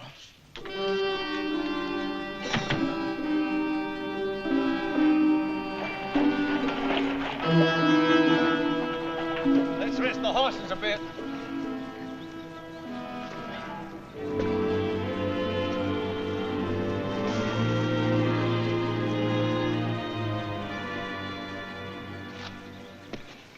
Never touch the stuff. I hope you know what you're doing, Doc. Doc explained the whole idea, Verge. I know. White isn't going to like this. Kidnapping a sheriff. Why don't we forget the whole thing and head on back to Tombstone? Suit yourself, Virgil. I'm staying with Doc. Explain it to him again. It's no use. If he can't understand this is the only way to help Wyatt. Doc wants the Clantons to fight each other. Both sides will claim that the other side is forcing B into throw in with them. Don't you see? Wyatt goes by the law books, Morg. That's the trouble. Wyatt's always gone by the law books. He's holding Tombstone against a crooked sheriff and too many gunslingers. Unless we start trouble inside the Clanton outfit, your brother's gonna lose. Wyatt may be killed. Kill him or frame him, the deacon isn't gonna believe that, and I can't convince him. Now, I may be anything else you want to call me. But I happen to be very fond of your brother. Doc's right, Verge. They may be at that. All right, let's give it a try anyway.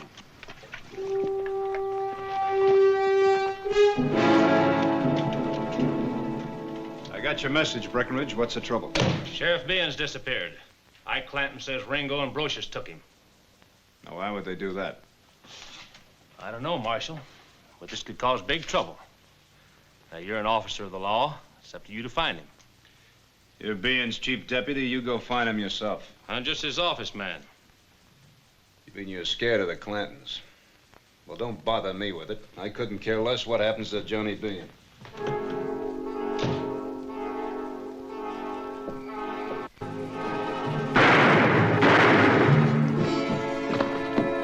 All right, Slowpoke. Now you go down there and tell him to turn Johnny Behan loose. Us Clantons ain't as scared of Brocious and Ringo. McClowery's take care of them any day. Hold it, Ike!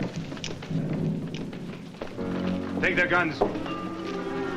You townspeople, get those men over to Dr. Goodfellow. Well, self-defense, sir. I still want to talk to you. Come on. You're wasting time, Herb. They might have killed Behan by now. What makes you think the Brocious and Ringo took him? Well, he's missing, ain't he? And I ain't got him, so it has to be them. Besides, Doc Holliday told me. Doc, where'd you see him? Saw him at Ayers Roadhouse at Charleston this afternoon. What, do you think I'm lying? Probably. Did Doc tell you why they kidnapped Behan? Yeah, he told me. Said Johnny owed him $5,000. Now, listen, I know that Brocious and Ringo would like to take over and boss this outfit, and they'd like to get Johnny Behan on their side, too. Well, you just wait till them big boys down in Tucson hear about this. They'll turn Johnny loose fast enough. Can't you ever keep your big mouth shut? And Tom and Frank McClowery's on our side, too. I don't care who's on what side. Now, here's your gun back. I'm releasing your hired hands, too. Now, you go ahead and shoot it out if you want to. Get yourself killed. But you don't do it in Tombstone, you understand?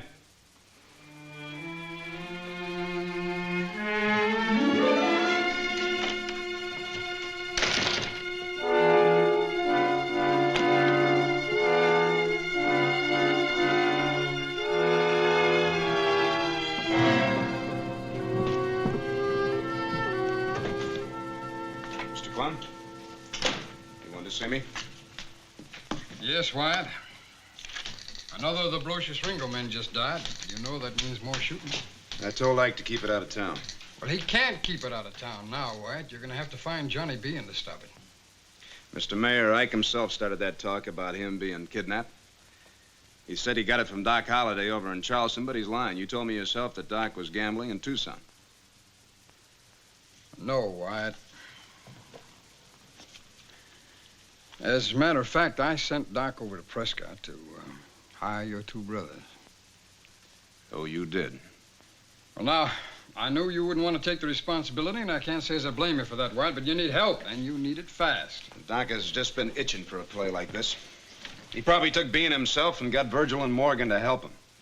Doc Holliday, my best friend. Wyatt, I don't quite understand you. Well, ever since old man Clanton was killed, Doc has been obsessed with the idea of getting a fight started between the Clanton brothers and the Brocious Ringo crowd. Yes, I know that, but why would they bother with Johnny Bean? Well, because of his influence with the 10% ring. Both sides must have his support. I know Doc.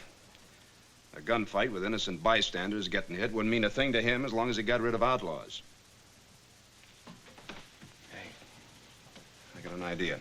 Who's that Texas gal that Bean's been chasing? You mean the little waitress down at the Cosmopolitan? Yeah. Thelma. Conroy. No, not Conroy. Callum. Thelma Callum.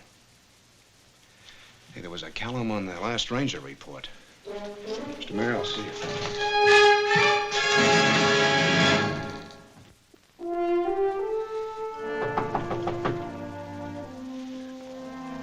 Who is it? Marshal Earp. Go away. I think you might need help, Mrs. Callum.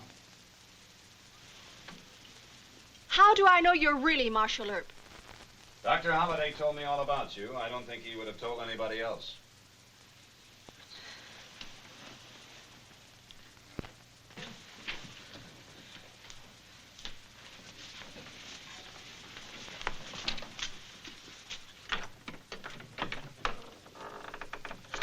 Come in.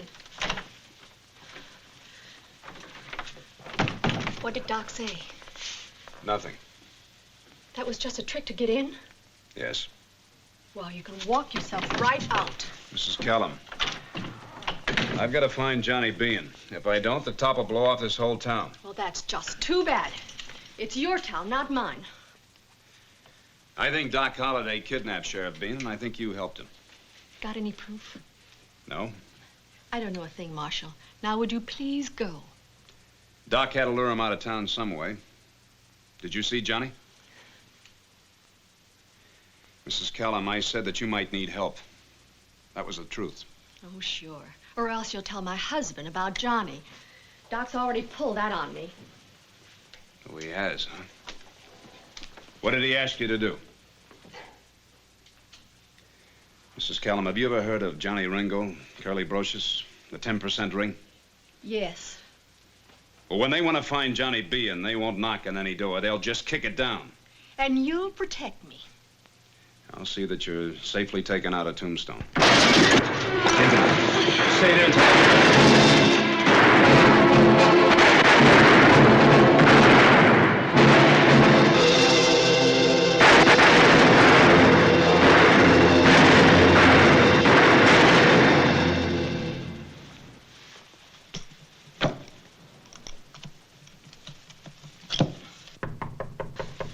Who is it? Marshal Earp.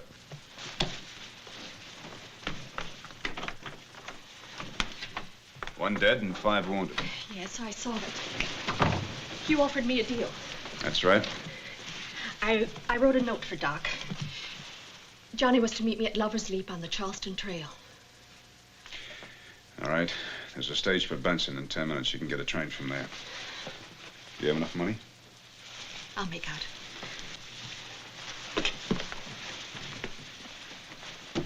Are you really a church deacon? A deacon? Yes. Too bad we didn't meet 5 years ago. Oh? I might have joined the church.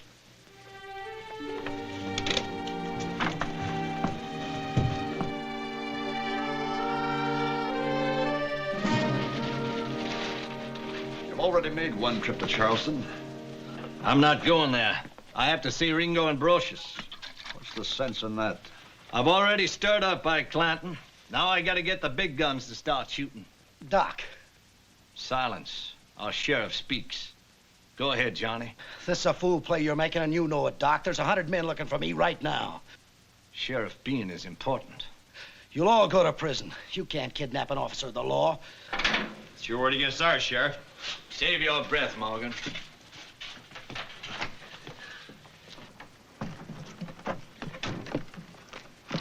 Let's call it off, Doc. I don't like it. No, Virgil. The scheme is working just fine. Well, then, let's move deeper into the mountains. Good trackers can find us here. I'll be back by noon. Then we'll move.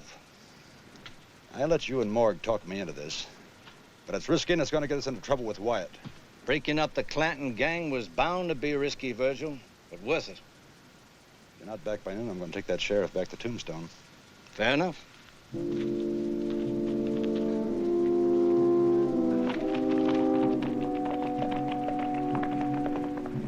We've been waiting long enough. Let's rush him. No. We ain't sure yet Bean's in there. Besides, Ringo promised to send us more men. Just the two of us might get killed.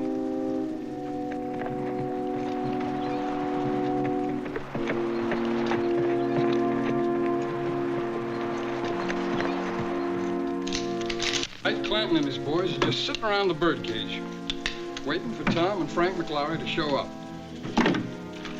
About a half a dozen more hoodlums sitting around the Oriental, waiting for Brocious and Ringo to put in an appearance. And if Wyatt was here, he'd jump him before the Top Guns got to town. Doesn't show up pretty soon, that's just what we're gonna have to do. And you make sure you got plenty of ammunition, please.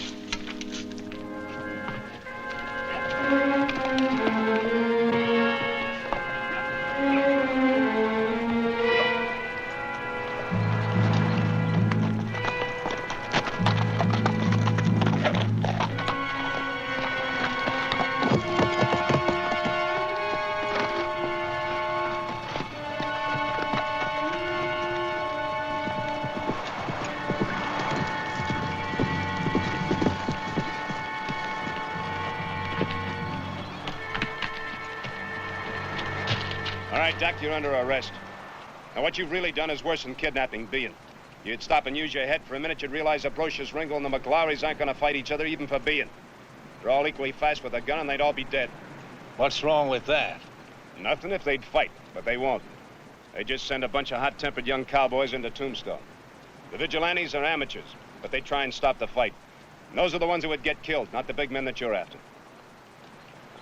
Well, I've said all I'm going to say. Now, where are my brothers and Bean? I don't think I'll tell you. All right, then you and I are finished. But you're still acting the fool. You came down that trail. I can go up it. Hold it, Wyatt. No one's ever talked to me the way you just talked. I'm angry. I think we should settle this right now. Doc, I'm not going to draw on you. You can shoot me in the back. Wyatt? Going up that trail isn't going to do you any good. There's a switchback up there with fool even you. Just follow me.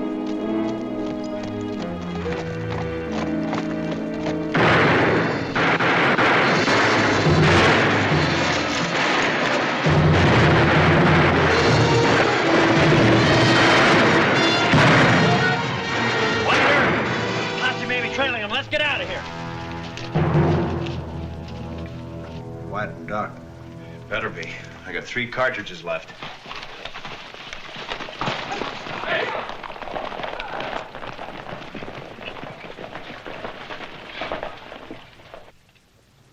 You're safe now, Bean. Wyatt, welcome. Boy, are we glad to see you. They kidnapped me, Earp. I know they did. Virgil, Morgan, Doc, you're under arrest. Under arrest? We're your brothers, remember? I'm aware of that. Untie his feet. Doc took my coat and I want it back. Why, certainly, Honorable Sheriff. I went through the pockets last night. Move out, Johnny. There's another fight starting over you in Tombstone, and I want to stop it.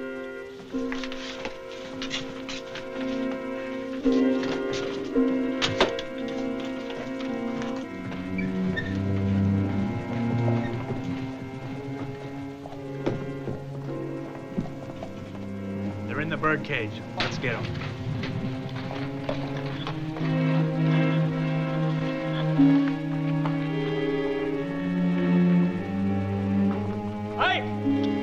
Ike Clanton! If you and your men ain't afraid, come on out and we'll have a showdown. Well, they ain't waiting for Ringo and Brocious.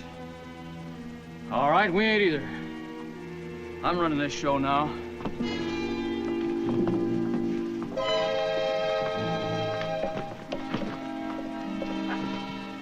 It's time we stepped in. All right, anytime. Hold it! Mayor of this town, I order you men to rock up your guns or get out of town. Who's gonna stop us, Clum? You?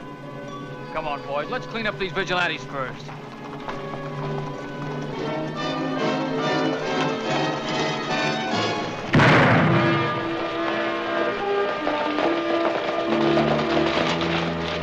All right, Clanton, you get your men out of town. You start anything again, and we'll finish it. All right, hold it, boys. Just take it easy. There's Johnny Bean. Looks like he's live and kicking, don't he? We ain't mad at nobody now, Mr. Herb.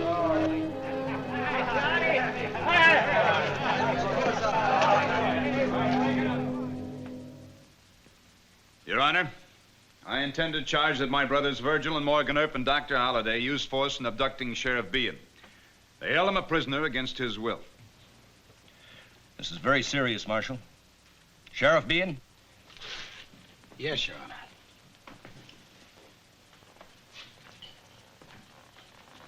But this is all a big mistake, Your Honor. I wasn't abducted, not at all. Why, I went with Doc to that cabin to play poker.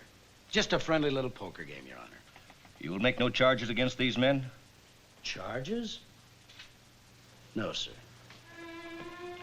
Very well, you're dismissed. Thank you, Your Honor.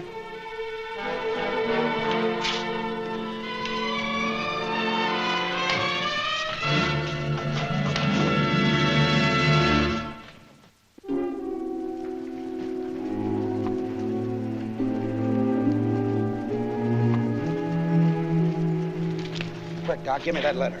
I think I should let you suffer a while, Johnny. That's Jimmy Callum, the lady's husband. Thanks, Doc. Forget it. My life is suddenly cluttered with good deeds. Now Deacon Earp has two brothers to help him keep me off the gallows. Nauseating, isn't it? Now, the battle lines were clearly drawn. Wyatt, his brothers, and Doc Holliday had to face the implacable hatred of Clanton outlaws and their ally, Sheriff Bean. As Wyatt himself said, we could stay in Tombstone and shoot it out, or we could turn in our stars and run. They determined to stay in Tombstone, and the approaching battle of the OK Corral would become a great event in their lives. It was fast on its way. Well, he cleaned up the country, the old Wild West country. He made law and order prevail, and none can deny it. The legend of Wyatt forever will live on the trail. Oh, Wyatt Earp, Wyatt Earp, brave, courageous, and bold. Long live his fame, and long live his glory, and long may his story be told. Long may his story be told.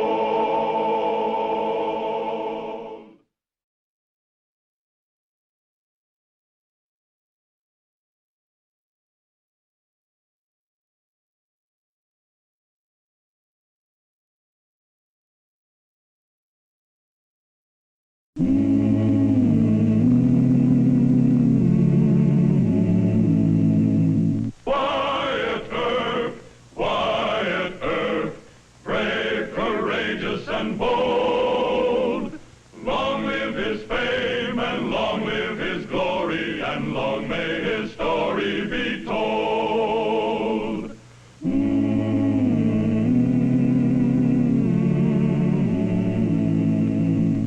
Ooh.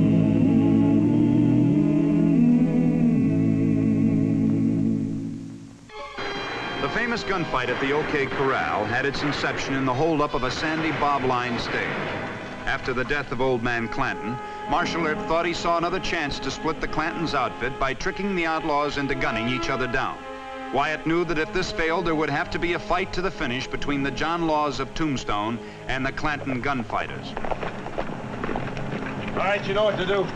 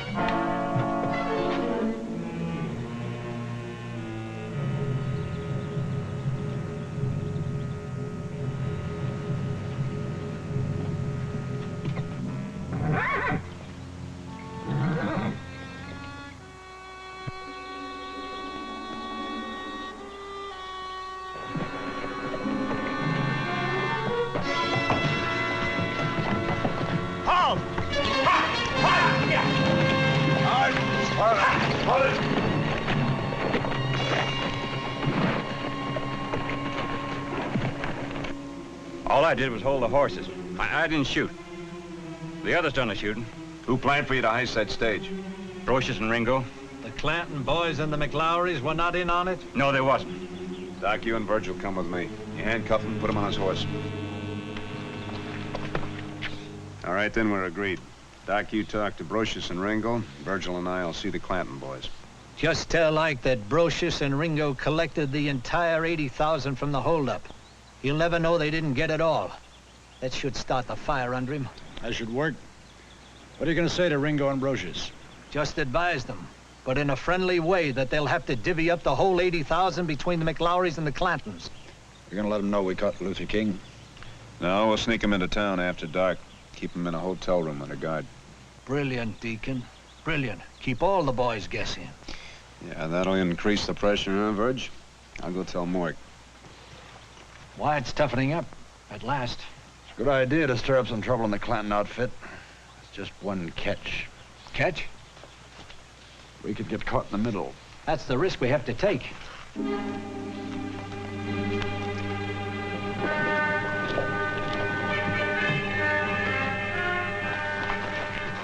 Clanton boys at home? They don't want to see you. Well, we want to see them.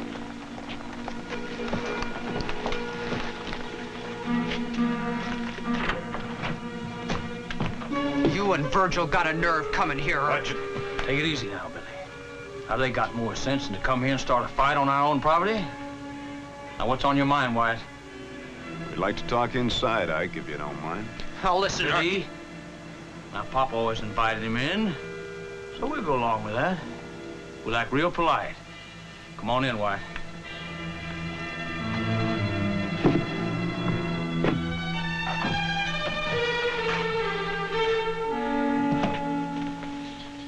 I figure you boys didn't plan it. They murdered one of the passengers and the driver and shot at Bob Paul. Real botched up job. Typical Brocious Ringo operation. How much they get? $80,000 in bullion. Wells Fargo's kind of mad about it. $80,000? Well, how do you like that? Looks like Ringo and Brocious have pulled another freeze out on us. According to Earp. Maybe they only wanted to surprise you, Billy. Billy, you know the McLowrys ain't gonna like this a bit. Seems like that ever since Papa died, Ringo and Brocious have got so big-headed to think they can pull anything. We're wasting our time, Wyatt. Let's get back on the trail. Yeah, I guess you're right. I'm gonna bring in those 4 men. Try and make a deal with them. Maybe they'll decide to talk. About what? We have no proof that Ringo and Brocious ordered them to heist that stage. We only suspect that you and the McLowry boys didn't order it. It don't amount to much in the outfit anymore.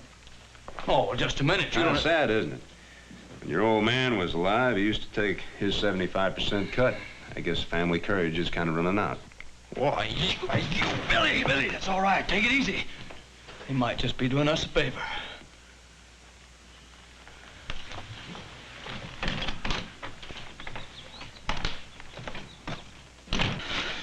Liars. Ringo and Brocious wouldn't dare hold out on us. Now just hold your temper, Billy. He called me a coward. Well, never mind. We'll just have to have a little talk with the McLaurys. What for? Well, now, Billy, you don't want everything that Papa's built up taken away from us, do you? Lying John Law talk. Yeah, well, what if it ain't? Well, then we'll just fix Ringo and Brocious. Me and the McLaurys can take them. Now you're talking straight, Billy. Now you're talking straight.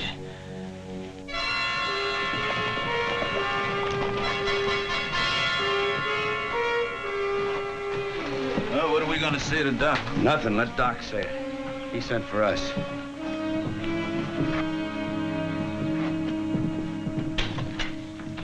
Business must be good. First time I ever saw you boys dressed up better than your horses. That's Ringo's idea. Well, I figure a big outfit like ours ought to look important. You called us here to talk about clothes, Doc? Nope. I kind of like Bill Leonard. Wyatt's after him for that stage heist. Oh? Yes?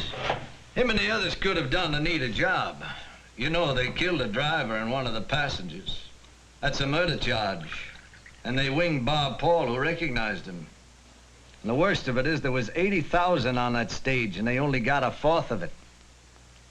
I ran into some of your friends up at Galeyville. They was all head up. Who? You know I don't mention names.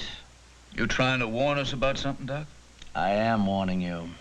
Your boys are customers at my faro table. Pigeons, you mean, Doc? I go about my work with a certain gravity, Brocious. What Tombstone pays me as a part-time John Law wouldn't pay half my liquor bills. Now, Doc's got a point to make. Go ahead, Doc. To be precise, I've heard some ugly talk that you and Brocious haven't been playing fair with the Clanton boys and the McLaurys. That could start some serious trouble in the outfit. Who'd start anything with Ringo and me?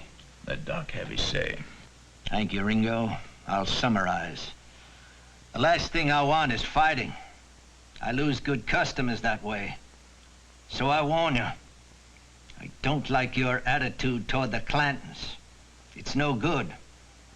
There's always somebody ready to squeal about a job, to get even because you left the Clantons out of it. Squeal on us? Nobody'd dare. That's right. The whole outfit would turn on a squealer. You know that, Doc. All right. I've given you a friendly warning.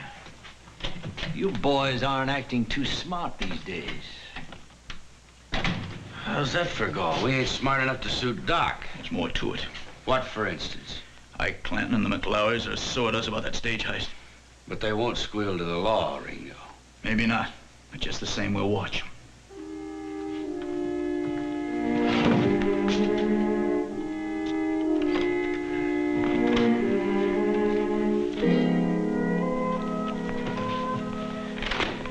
Let's see what this is all about.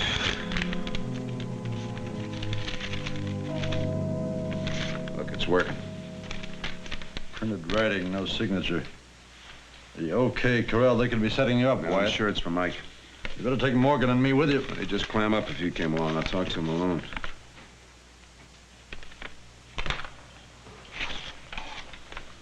Sheriff Behan. Behan, what's he done now? He found out where we stashed Luther King, got rid of habeas corpus, turned him loose. So our only witness against Ringo and Brocious. We better go after King. No, he's got too much of a head start. Probably wouldn't testify against him anyway. Our best bet now is Ike Clanton.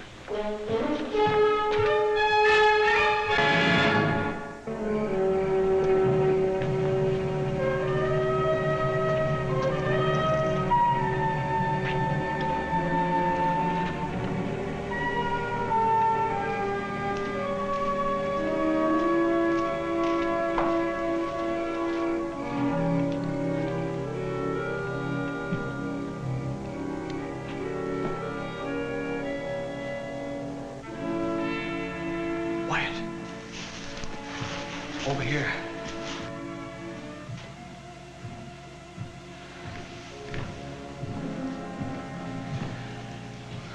sure that nobody saw you? I patrol here all the time. People will think it's just routine. Well, I talked to Frank and Tom McClowry. Oh? Well, they don't exactly believe that Ringo and Brocious are working around us. All right, forget it. No, I mean, they believe the same as you do, that the only way to prove that would be to catch those men, and they might talk. You any idea where I can find them? Oh, yeah, not exactly. Well, when you find out, you let me know. Oh, wait, there's one other little thing. I hear that Wells Fargo was offering $2,000 apiece for those men. Right? Well, would I get that reward? Well, certainly. You can pay me, and I'll give it to you in cash. I'll put that in writing. Oh, no, I take your word for it. Well, you'll hear from me tomorrow. Tomorrow.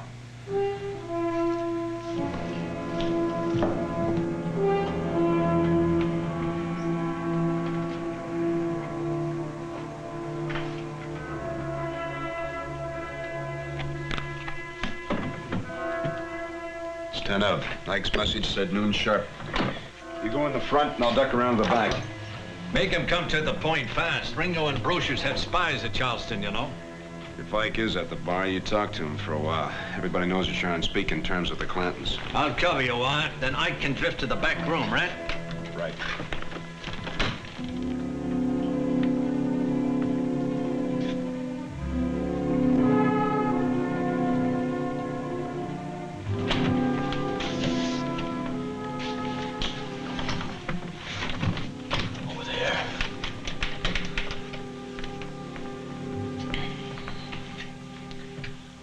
Listen, Wyatt, I got two conditions to this deal.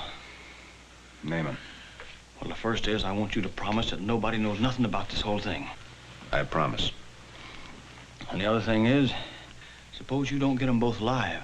Do I still get the reward? Well, I have to telegraph Wells Fargo about that. Well, how long will that take? A couple of hours.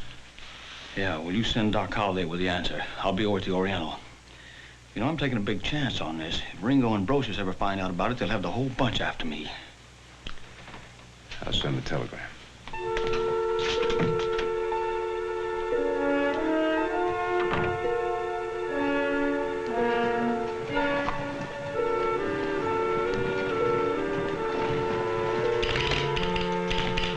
Howdy, Mr. Smith. Going in now, Marshal.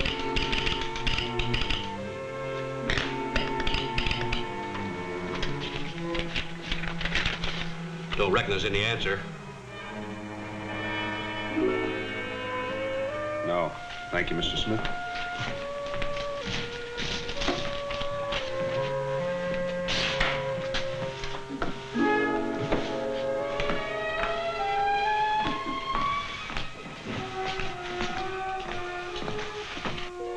You can scrub behind the counter now. I'll go fetch the coffee. Yes, sir.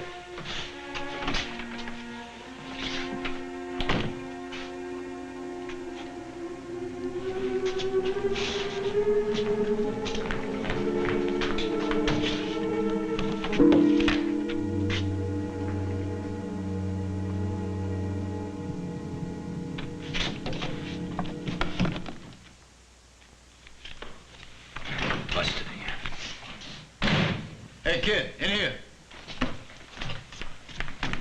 Herb got a telegram. Herb got a telegram from Wells Fargo that they pay the reward, dead or alive. Somebody talked. Did you find out who? No, but it sure looks funny, Mr. Brocious. I saw Ike Clanton talking to Doc Holliday at the Oriental. We gotta get out to Lost Ogie Camp before Herb does. Let's hit leather. Get out of the way. He spilled it, and I think he's telling the truth. Ike says that some of our men are holed up in Lost Ogie Canyon. That's on the Bisbee Trail. He also says that one of them has some buckshot in him. Now, Paul says he hit one. We can get there by tomorrow sunup if we hustle. Looks good.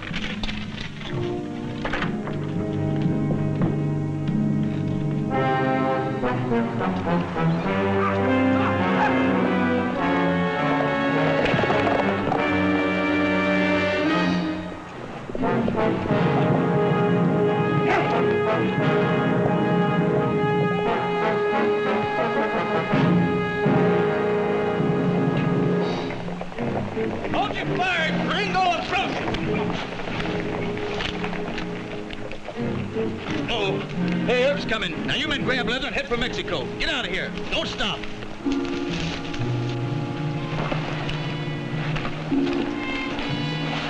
Oh, get this stuff out. Over. We better get out of here. We can't. We gotta stall Earp long enough for them men to get away.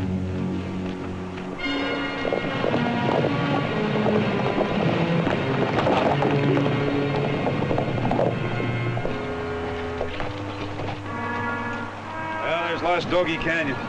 Looks fishy to me. Ike Clanton always was a liar.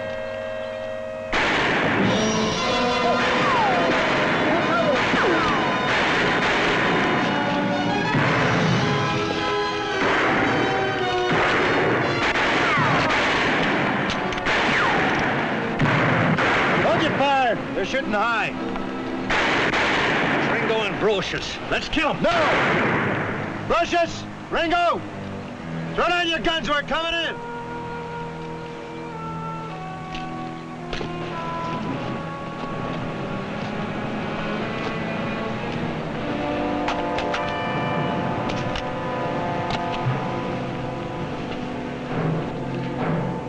Why don't we run? Give Earp an excuse to gun us. Besides, there's something I want to worm out of him. Who tipped you off we were coming here? You want to make a deal, Marshal? Name it.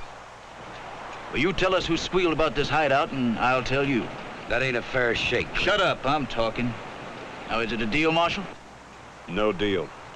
If I did have any informers, I wouldn't set them up for you. Well, you're not going to save anybody, Earp. We already know who done it. Ringo's just killing time, Wyatt. Yeah, the men we want are heading south while we stand here and jabber. Try and catch him, why don't you? We'll do just that, Curly. Go get the horses. This time, if there's any squealing, it'll be done in court.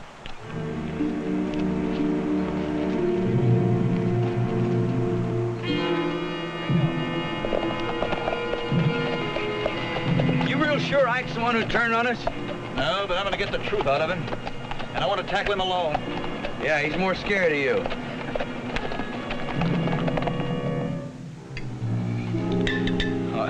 I can't eat anything. Oh, I sure do wish Papa were here. Oh, sit down, Ike. Swallow some sand for your craw.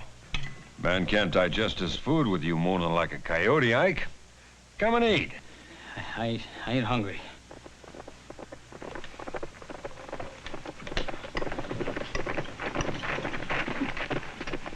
It's Ringo and Brocious. Well, Ringo's the only one getting off his horse. You think maybe they come out here to give us our cut of the money? Shut up and keep shut. I'll do the talking. Yeah, all right, Frank.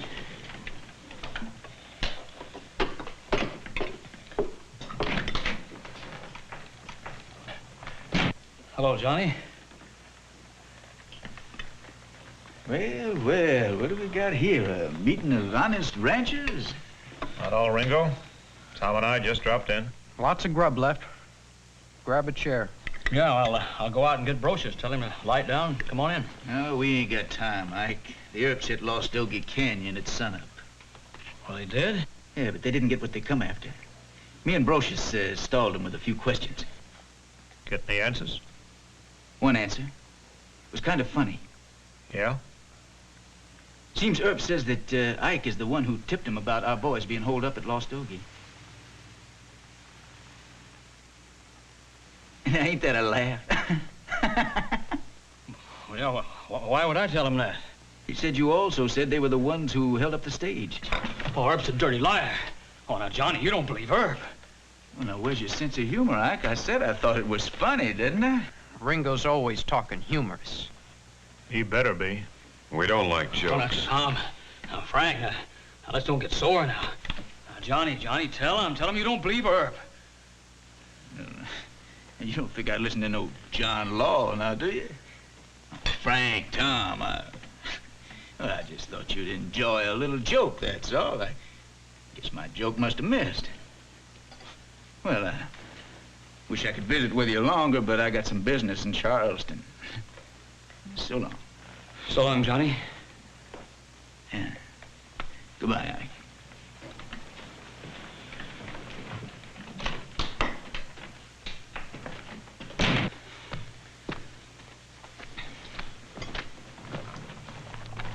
You reckon Brocious and Ringo believe Earp?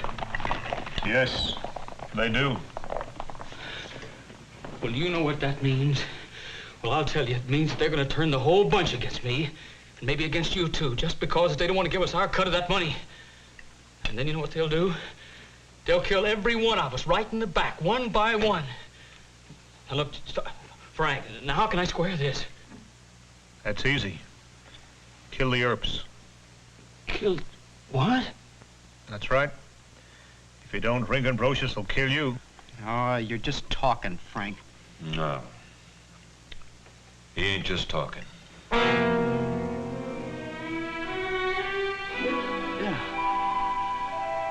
Yeah, that's right. You gun the Earps.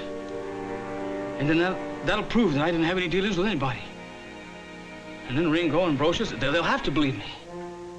Yeah, that's the answer. We'll gun the Earps.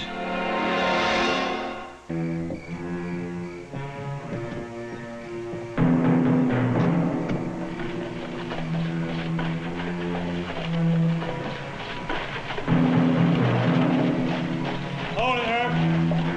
I can hold it. Dirty double-crossing snake.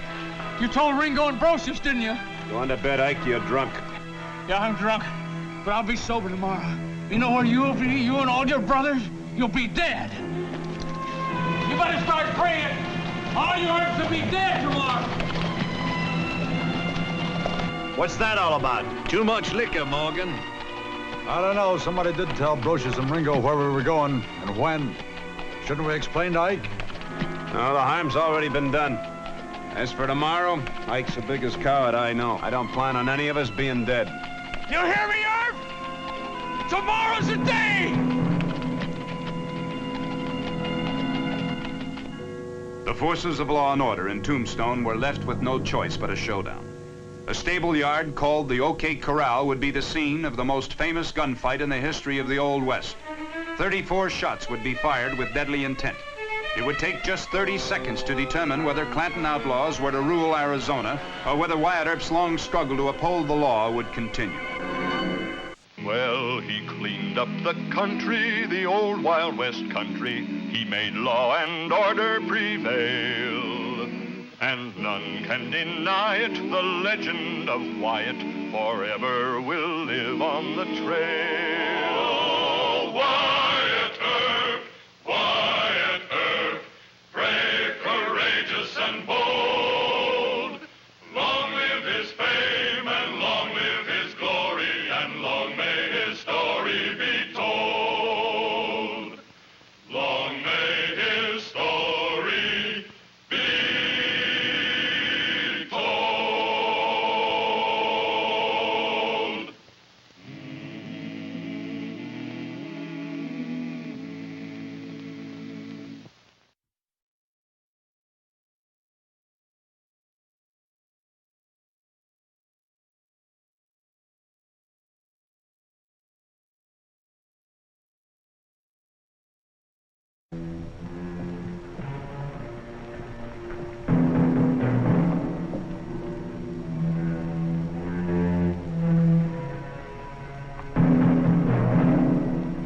Hold it, Herb.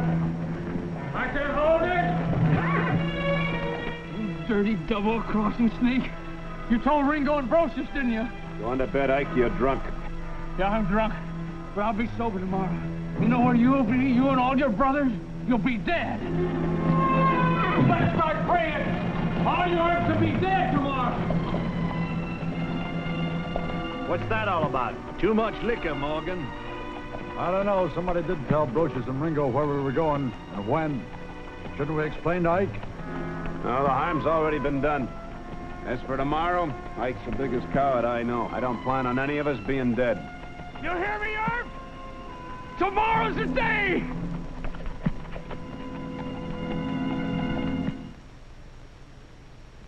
Oh, Wyatt Earp, Wyatt Earp, brave, courageous, and bold.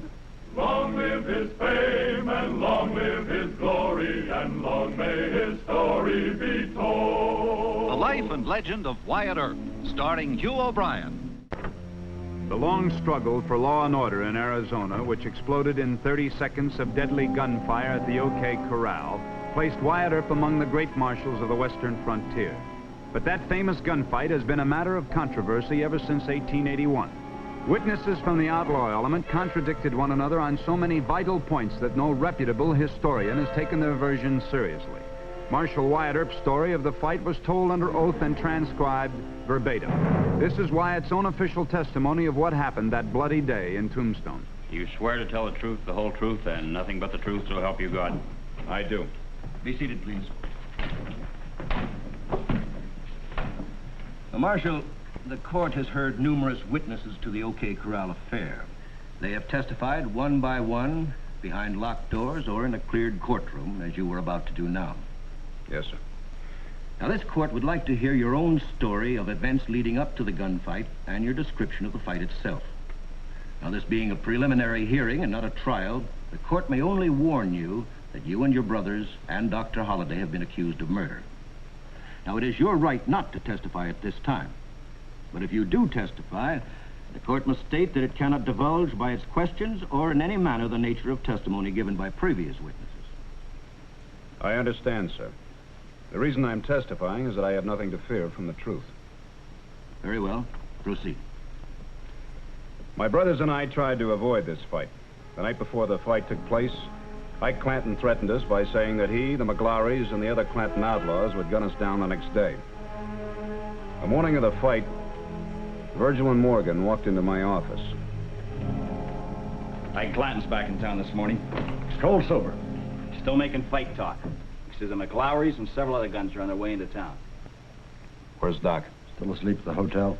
Let him sleep. We're not going to fight? Not if we can cool things down. Now, there's some coffee over there if you want it. I think it's a good idea to try to cool things down. How? Ike knows that Ringo and Brochus suspect him of squealing for the reward in that stage holdup. He's got to pick a fight with you. It's the only way he can square himself. That's just the point, Morg. What is? Men picking a fight usually talk a lot, drink a lot, working themselves up to it. And while they do, we may have a chance to arrest them, disarm them, one by one. Our best bet? Fast guns like Tom and Frank McLaury? Morg, we're not exactly easy marks ourselves. Oh, I think the McLaurys will take a few minutes to decide. Maybe even an hour. Wyatt's right. If we can play for time, they might cool off. All right, now you just hold on there. Wyatt, the vigilantes are going to take care of this. Thanks, but no thanks, Mr. Mayor. Now, you can't fight 24 gunslingers. I've got 35 men armed and ready to go. We're not aiming to fight, John. You're not? They might think better of it. Think? Why, man, Ike Clanton is standing down there at 4th and Allen armed with a rifle and 2 45s. He says he's going to shoot the Earps on sight, and what's more, I believe him. Ike alone? Right now he is. The others must be on their way. Virgil, you and Morgan go on over and arrest him. Disarm and take him over to the city court. Now, wait a minute. Wyatt, this is suicide. You and your brothers can't handle this alone. Mr. Mayor, the only suicide for a John Law is when he lets the vigilantes do his duty for him. But 24 armed outlaws? Won't be that many. 6 or 8 at the most. Now, you keep your men out of sight. How long do you think my brothers and I could hold this town if word got out that we were hiding behind the vigilantes? Wyatt, will you listen to me? No, you listen to me. You hired us to do a job, now let us do it.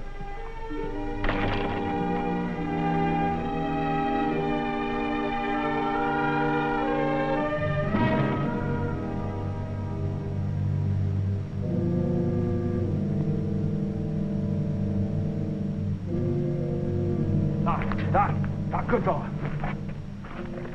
You seen the Earps? Not this morning. Yeah, well, I guess they're hiding out. Or maybe they run out.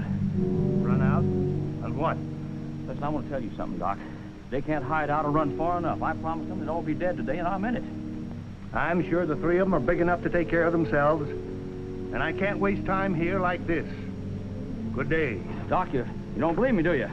Well, you'll see. You'll see. Good day, Ike.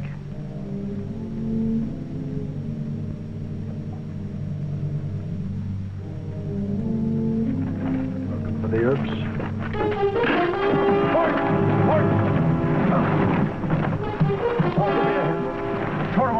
court.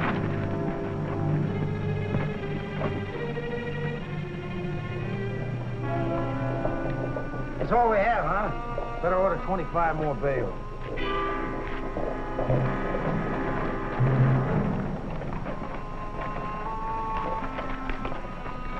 Morning, John. Howdy, boys. Well, I guess Ike wasn't just talking, was he? We're gonna get the herbs. All right, but don't do any shooting here. I own this place. Move over to the OK Corral, will you? What are you scared of, Johnny? He's right, Tom. Wouldn't look good to set up in the sheriff's own property. We'll move. Thanks, boys.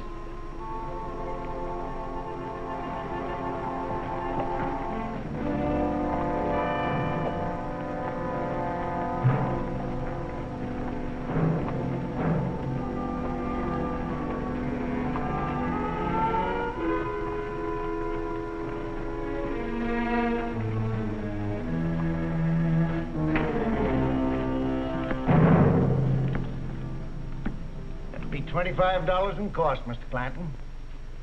Well, you're the city's chief of police, Mr. Earp. I think you'd better keep these guns until Mr. Clanton leaves town. Yes, sir.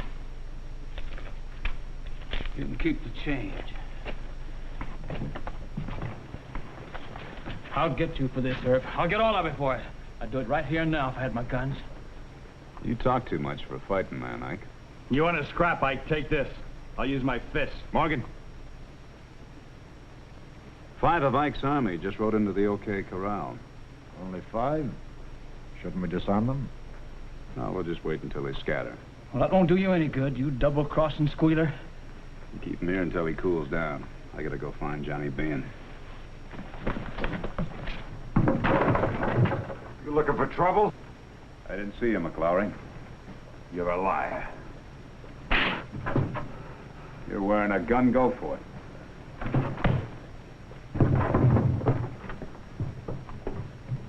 Here. Take the guns on over to the hotel. And you and Morgan meet me at Halford's Saloon. I have an idea I'll find Bean there.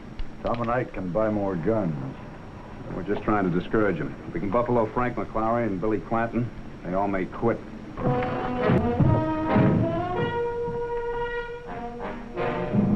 I don't quite follow your reasoning, Marshal. Why didn't you arrest him? The court has always understood that Frank and Tom McLaury were the fastest guns among the outlaws. Well, wasn't buffaloing Tom McLaury an incitement to angry reprisal? Well, sir, it usually doesn't work that way. Well, the court is still puzzled. Well, sir, a man's life is the most important thing in the world to him. I had slapped Tom's face and invited him to draw. He went for his gun, but I beat him to the draw and knocked him unconscious. I thought he would realize that in a shootout with me, he might get killed. By not arresting him, I gave him a chance to leave town, which is what I was hoping they would all do. I see. Then why did the outlaws persist in forcing this fight? Well, sir, the first talk I had that day with Sheriff Bean would explain. You see, sir, Johnny, Sheriff Bean, has worked hand in glove with the outlaws. And that morning at Halford's Saloon,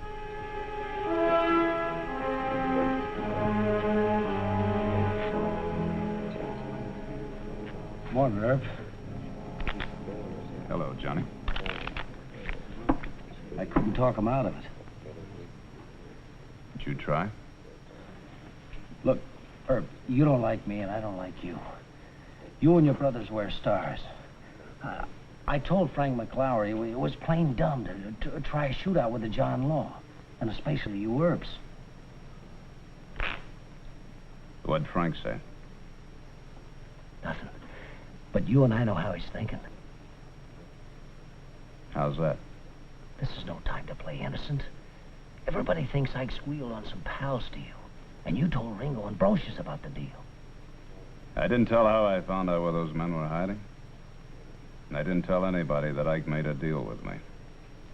No difference. Ike's got to risk a shootout with you Erbs, or get shot in the back by Brocious and Ringo. Look, I told Ike, and I'm willing to tell the McLaurys and anybody else, that I don't know who it was that told Brocious and Ringo. It wasn't me. They won't believe you, Herb, because they can stop the rumor by proving they hate your insides. I've got to get back to the office. Not so fast, Johnny. Does he know that armed men are waiting at the OK Corral to gun us? I'm sorry. There's nothing I can do about it. You're the sheriff of Cochise County.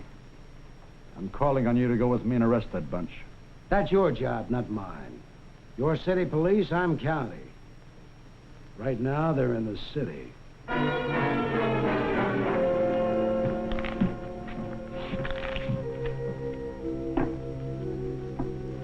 What are we waiting for? I think we better move on them, Wyatt. Plenty of time.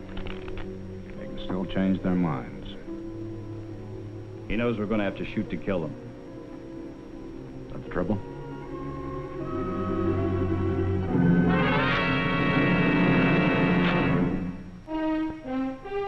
Virgil and Morgan were partly right. I'd been in 90 to 100 gunfights, but I'd only killed one man. By accident in Dodge. But mostly I was thinking about my brothers. I couldn't ask them to run. At the same time, I wanted to give Frank and Tom McLaury more time. They and Billy Clanton would be very dangerous in a fight. When my brothers and I moved to the sidewalk in front of Hafford's, I was still hoping that we could avoid a showdown.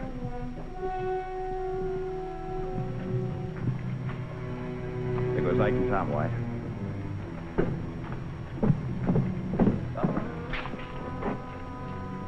Spangenberg's.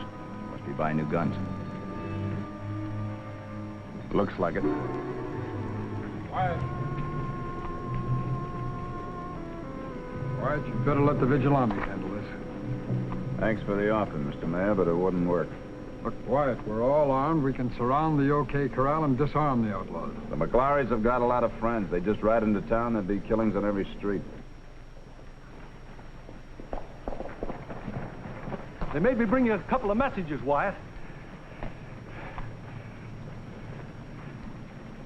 All right, let's have them. Well, Frank and Ike said if you don't come to the corral and fight it out, they'll pick you off in the street. What's the other message, Mr. Coleman? They told me to tell you if you'd leave town, they won't harm your brothers.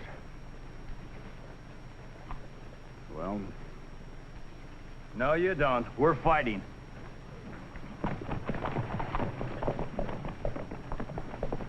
Let's get it over with.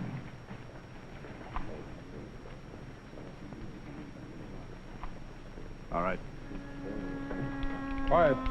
Will you listen to reason, man? I told you it was our job. Wyatt! Doc! Doc, will you try to talk some sense into them? Talk?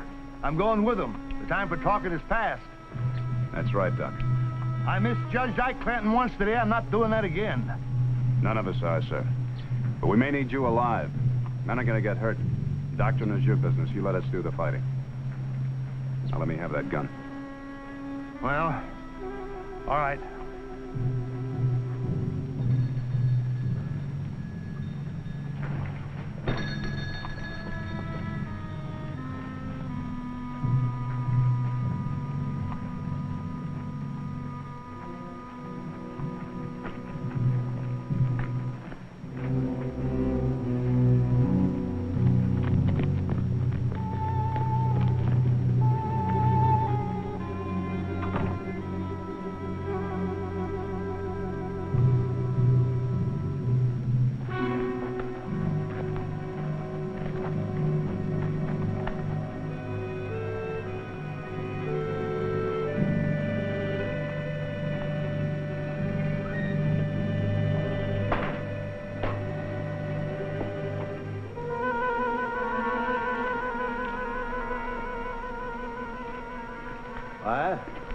Wait a minute. Where you going? Down the street to make a fight. I'll go along with you. This is our trouble. You stay out of it. It's the wrong thing to say to me. I know, Doc, but this is going to be a tough one. It's the kind I like. All right.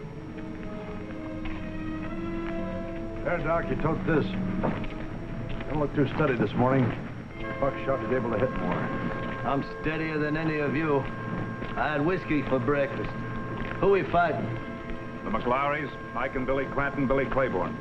Good. Where's it to be? OK Corral.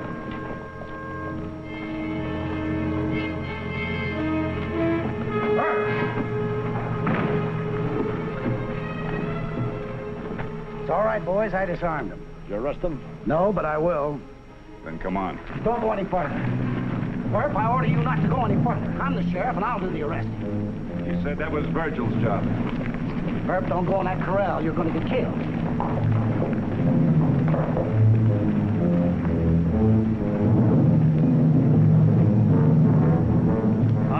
Frank. Well, they're coming. How many? Well, it's Doc Holliday and the Herbs.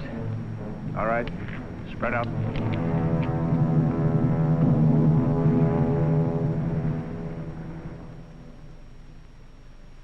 Now, Marshal Earp, the court wants you to describe just what happened at the OK Corral.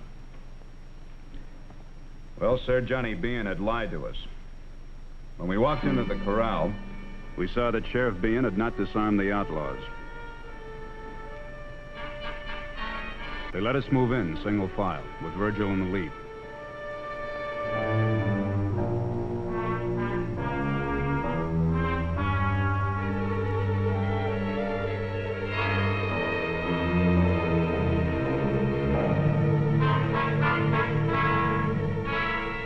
I was watching Frank McLaury.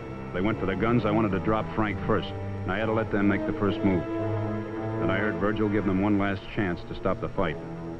You men are under arrest. Drop your hands. Why, you... Now, hold it. We don't want that.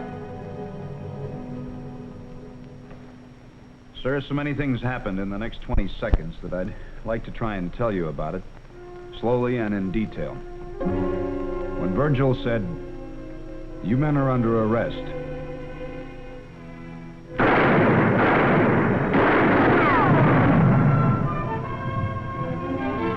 Frank had a belly wound. I turned to shoot at his brother, Tom.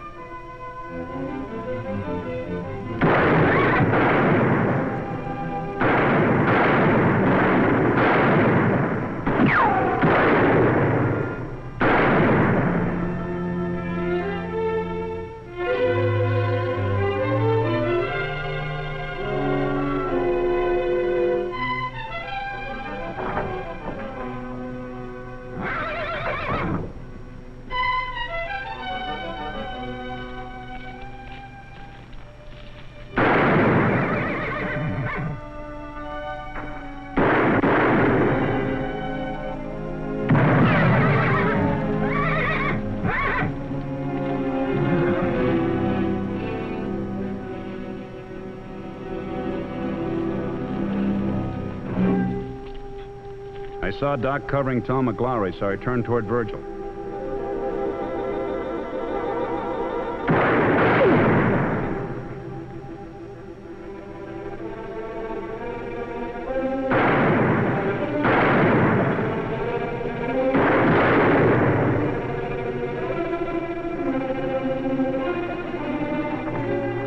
Wyatt? Wait, don't shoot, Wyatt. Don't kill me. I ain't even shooting. Fight has commenced. Now start shooting or get out.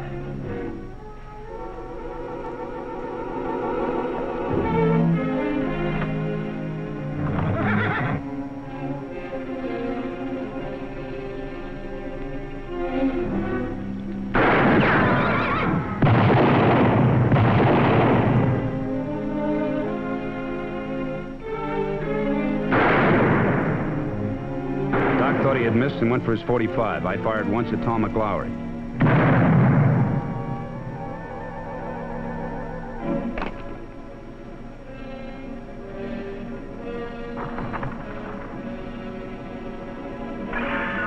As Tom fell in the road, I heard a crash of glass behind me. I yelled, "Look out, boys, you're getting it in the back."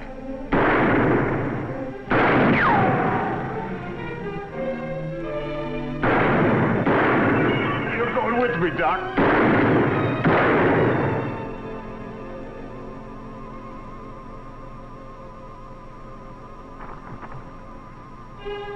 Not today. Birch thought Billy Clanton had been hurt enough, but Billy heaved to his feet. I saw him fire, and Birch staggered, hit in the leg. Billy started toward the street, firing again. Birch and I fired at him. Billy slumped down.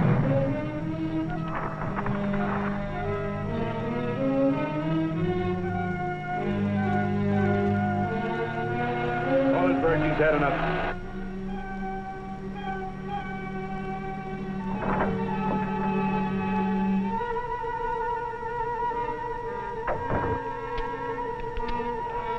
Stop him, Wyatt!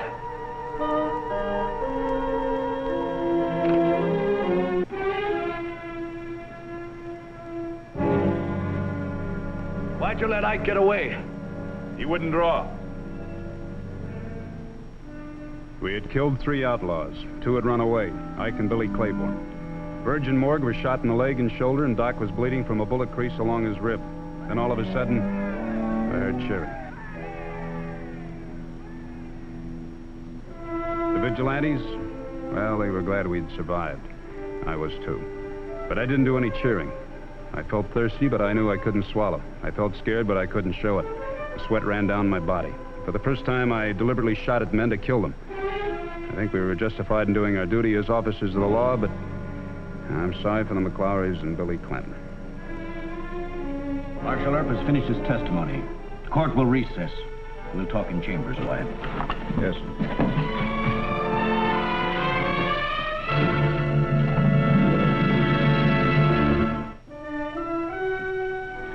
It's a wretched business. The Clantons are holding a big funeral tomorrow for the McLaurys and Billy. I hope your brothers are well guarded. Oh, we moved him into a hotel room at the Cosmopolitan. Doc and I have rooms on either side. Vigilantes patrolling the streets? Yeah. Well, let's hope for the best. Judge Spicer, the real trouble is just starting.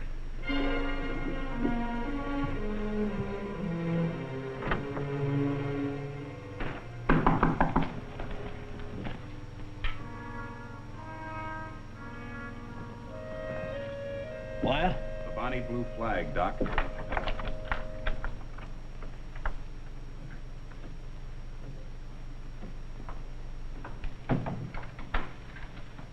Bad news, Wyatt? What'd the coroner's jury say? Well, they exonerated us, but... But what? The whole town's ready to explode. Vigilantes with rifles patrolling the street. Ike Clanton and Sheriff Bean have gone to the grand jury. Cheer up, Wyatt. Isn't Spicer a friend of ours? He always has been, and he don't scare easy. Oh, but they're going to pressure him hard, and I don't know what legal tricks Bean and his lawyers are going to try and pull. Doc Brocious and Ringo are top dogs now. They just moved into the rooming house across the street. You think they'll talk to you? They cuss me, but they talk. Well, I'm going to visit with Virgin Morgue. Why don't you go over and get Brocious to brag about what plans they have for the Earps? We killed 3 outlaws, and here we are, holed up in a hotel room as if we were to blame. If I had a praying acquaintance with the good Lord, I'd ask him whose side he's on.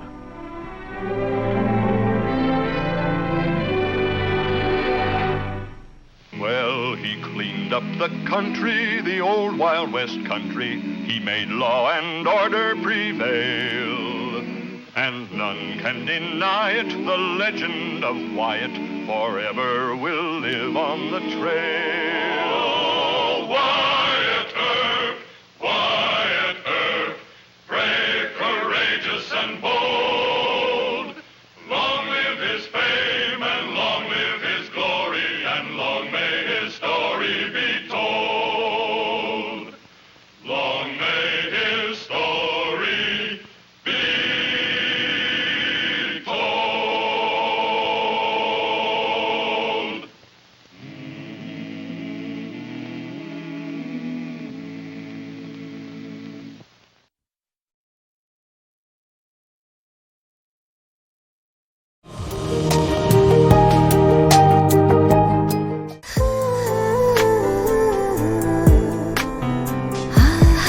আপনি কিন্তু দেখতে যথেষ্ট সুন্দরী একজন মানুষ,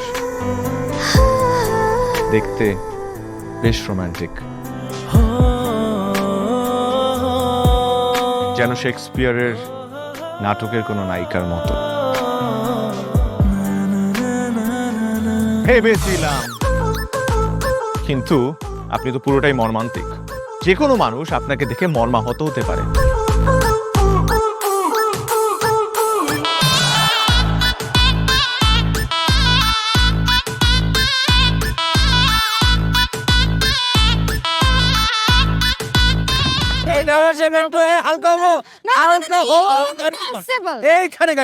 আমার হালকা হতে 1 মাস সময় লেগেছে। আপনার 1 মাস সময় লাগে? আমার হালকা হতে তো 1 মিনিট লাগে।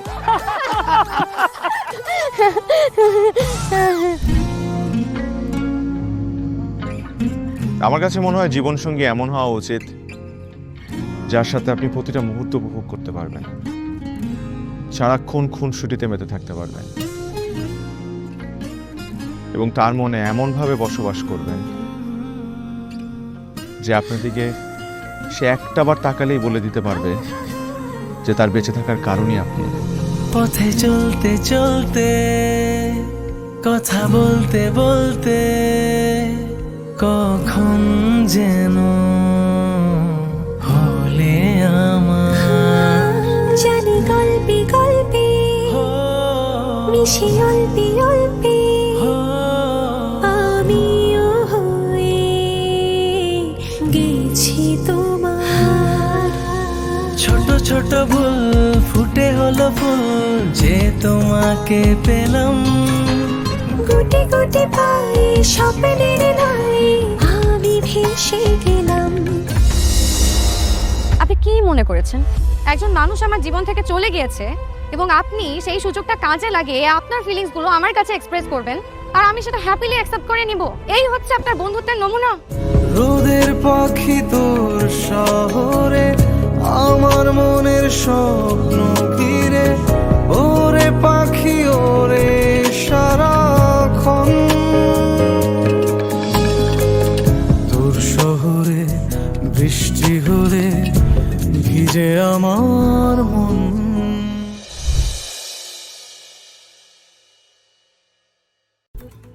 Mày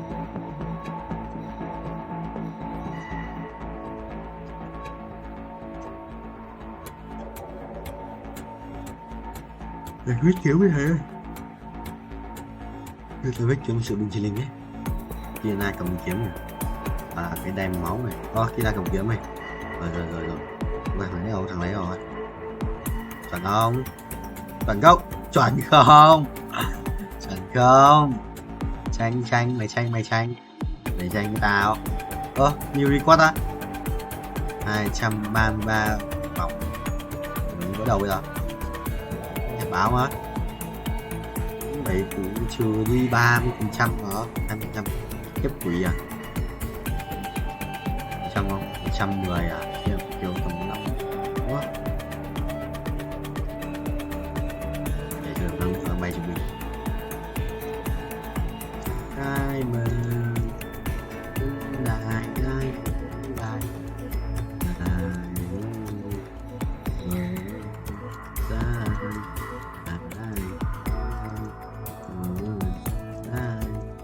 ai mày vậy wow nè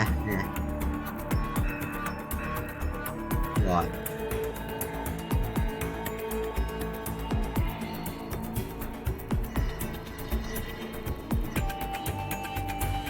cuối cùng tại wow một tỷ lắm. 50 thì vào khoảng là bao nhiêu nhỉ? 2 thì tính rưỡi à? 5 thì bỏ 250.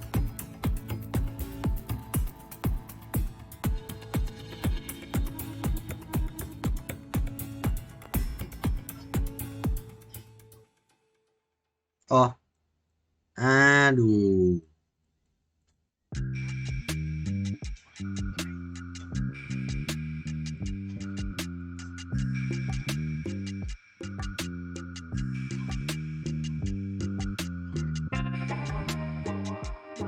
Mày được không? Mày game 250 mình muốn mày. Năm nay của ông thầy 29 này 12, 13, 14, 15, 16, 17, 18, 19, 20, 25, 26, 27, 29, 33, 35, 36, 36, 37, 40 à? 90, 40 à? 98 à? 98 ai? Phải bay một thanh rồi.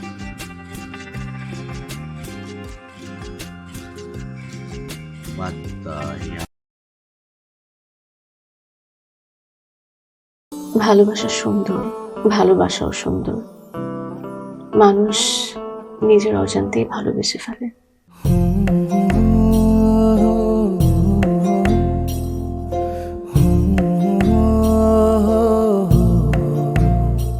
আমার মনে হয় কি জানেন, আপনার মতো জানাশোনা কাউকে না আমার বিয়ে করা উচিত। এটা কি উপলক্ষে? ম্যাডাম, ফুলটা গ্রহণ করুন, তারপরে বলতেছি। ভোটার আইডি কার্ডে যার স্বাক্ষরের জায়গায় টিপসই দেয়, এখানে কেউ ডাক্তার। এই দুইজনের মধ্যে যে আগে ম্যাডামের মন জয় করতে পারবে, ম্যাডাম তার। একদিন না দেখলে তোমায় বন্ধু আন্ধার লাগে সব, তোমার এই প্রেমে এমনই টান। রোগীদের তো ডক্টরের কাছে আসলে ব্যথা কমে যায়, আপনি তো উল্টো হলো কেন? আপনি কি একটু উল্টা? তোমায় ছাড়িয়া যাব মরিয়া, তোমায় ছাড়িয়া যাব মরিয়া, যেও না বন্ধু আমার, ভুলিয়া ভুলিয়া। আমার মনে হয় আমার সমস্যা কপালে। ম্যাডাম, আমার কপালে নেই, আমার কপালে আছে দাগ।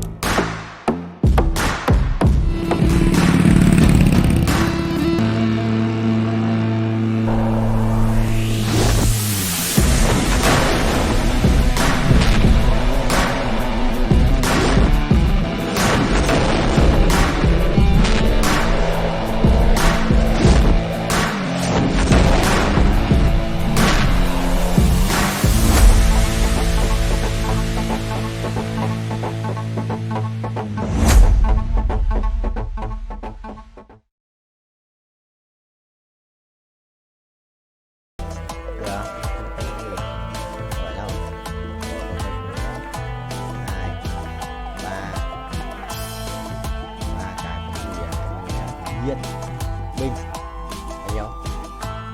5 mở, ủa 50%. 35 mở dạ. Chịu thua em rồi. Đòi ngày giữa đêm tối. Chuẩn không? Ui, ra với bia này, độc dược à? Thôi cút, không quan trọng. Vụ nổ lớn bị sẽ sẵn bài tử thần mà. Điều hiểu sẽ sẵn bài chưa chạm đất, trải thải cái đường đâu mà chạm chứ. Là thấy rồi, đang xuống rồi, đang vòng xuống rồi, đang xuống thì binh sinh linh không. 3 2 1 perfect một lần này. Đấy, kiếm 15 lần perfect không, 100 lần perfect thì là ăn 6 triệu. Ơ nhờ 7 triệu. Mình cần 50 thôi, đã được 5 củ rồi. 7 củ là bình thường. Chuẩn rồi. Đấy á, đón thêm một nhịp vào mình rồi.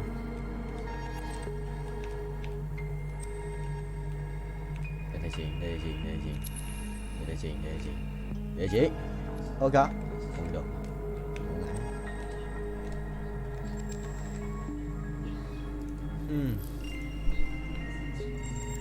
Kiếm mà cổ không mất áo luôn à? Nếu còn gì phải lấy găng tay đây để thay. Rồi 1 2 lần, thế là 30% à? Xem bao nhiêu nhá. 30% bình cũng gần 5 củ ấy, 40 củ à? 2 lần được 10 củ nữa. Thì ảo điếc. Let's go.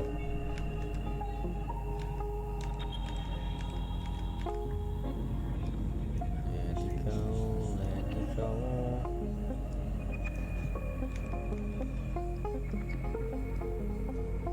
Ui. Một chút binh chi linh không vậy. Bạn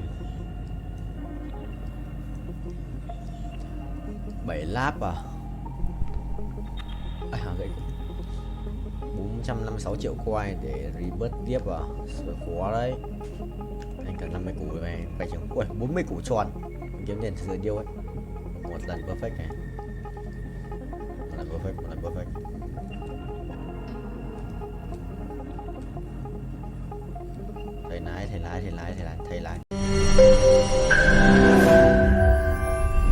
তোমাকে 15 লাখ টাকাই দিতে হবে।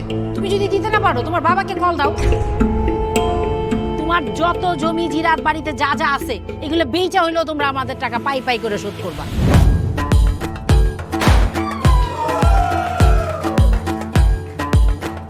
একটা ব্যাপার কি খেয়াল করছো, শহরে কিন্তু দুইটা রূপ, রাতের এক রূপ, দিনের আর এক।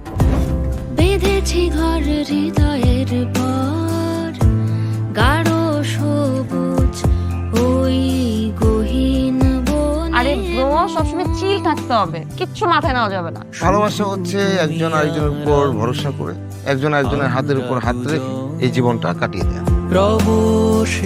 কিছু মানুষ এই রাত জেগে থাকে আর টাকার বিনিময়ে সুখ খুঁজে। বসুন। এখন তো সিরিয়াস হওয়া উচিত, তাই না? আমি তো কোথাও যাচ্ছি না পার্টি করতে, তুমি কেন যাচ্ছ? কেন বন্ধ করতে পারতেছো না বলো তো?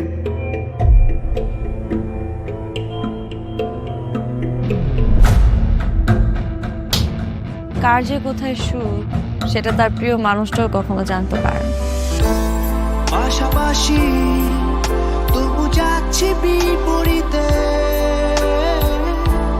কাছাকাছি তবু যাচ্ছি বহু দূরে। Hi, you look good. Thank you.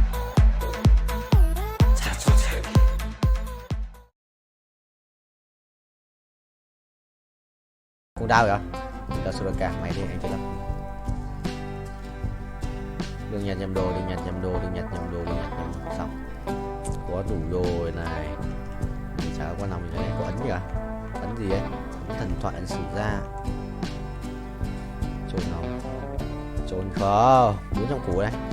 Vì bớt phải nữa là 531 củ. Tiền perfect. Không hiểu. Perfect. Mini code 416 lap. Qua 400 lap rồi. Rồi.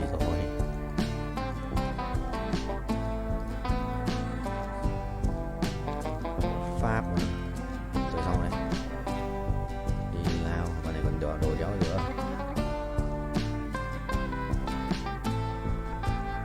Còn nào đạp phép không? Sắt thường phép này. Sắt 500 sắt thường phép này.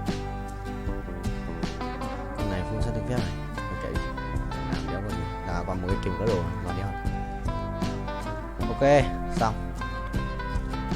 Với ai đây? Ba cái thằng kia. Bạn kia có lắc thì sự láo đấy.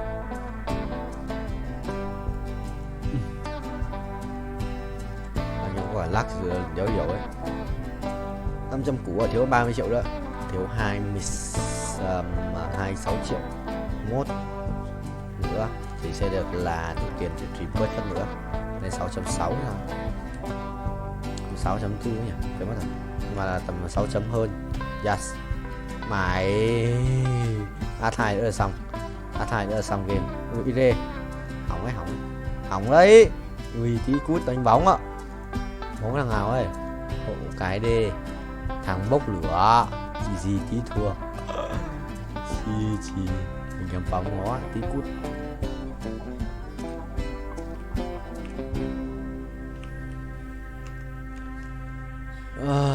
Cho thêm máu à 19 thì làm chi, là mình phải thắng hoặc mình cút một trong hai thằng này.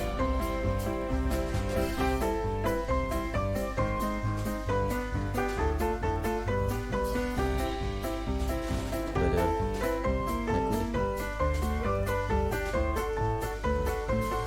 Vẫn được, vẫn đéo đủ. Đéo ra át này. Thằng này cầm 2 con át. Át này. Thằng này không cầm át nào. Nhưng nó muốn lửa đeo giết nó rồi. Nó 5 máu rồi, bây giờ thì 15. Nó mà chết mình chỉ chết.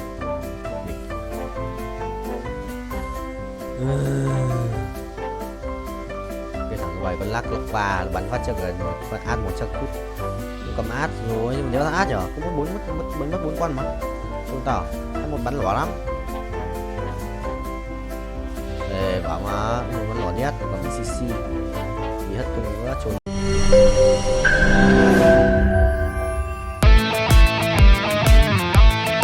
দরকার পড়লে একটা রিকশাওয়ালাকে বিয়ে করবো, তারপর তোকে বিয়ে করতে তুমি মরো যে আমি তোমাকেই বিয়ে করব। দেখো দেখো বিয়ে এত সোজা। আমার 5টা কন্ডিশন। কয়টা?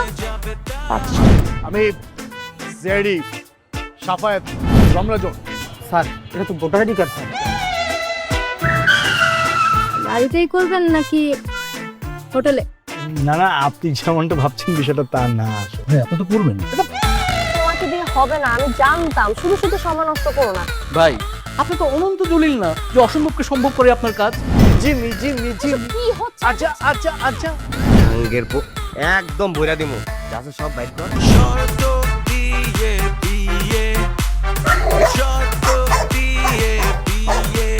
ভাই যে বয়সে মানুষ গার্লফ্রেন্ডের কামড় খায়, সে বয়সে আপনি কুত্তার কামড় খেয়ে হাসপাতালে ভর্তি হয়েছেন।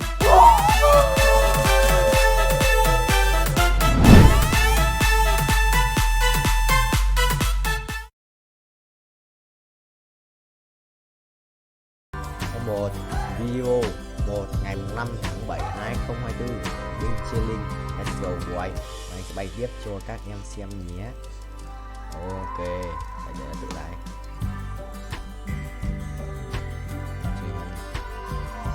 Anh sẽ khiển một chút. Mình sẽ kiếm 50 củ để 50 củ để luôn tiếp lên chiến sĩ nhất.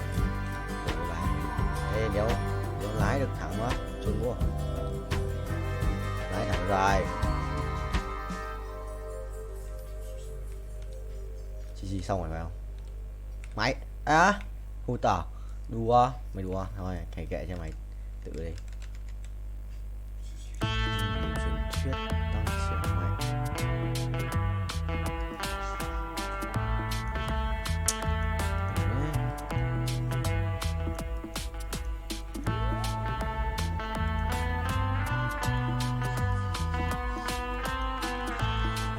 Xa sửa binh nhé. Ok, thật ra được 3,47 chỉ không? Cộng 3,17 nhân trừ 20%, tầm chơi động 20%. Đây nhật nạp chút năng lượng trôi qua bả và thân. Đây chỉ là 127 triệu đồng nào. Vét à?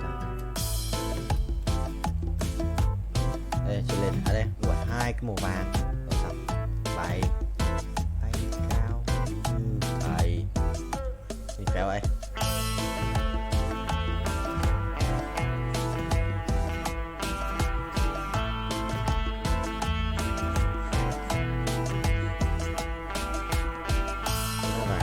Sao?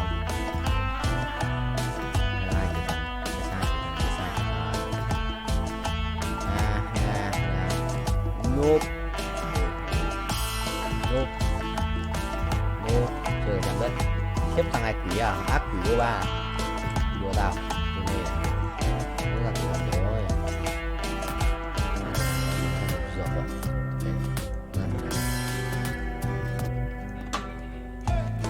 chết rồi đi kìa 2 phút thôi 2 phút hơn của pháo mày lái mày cộng 10 cho thầy.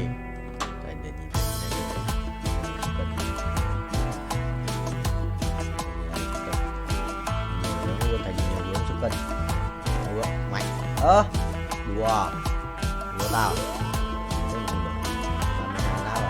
nó bao nhiêu rồi đấy ngã chéo mà thêm không được 16 lap rồi được rồi đâu 2 3 cái viên bình bao nhiêu 5 m ui 50%.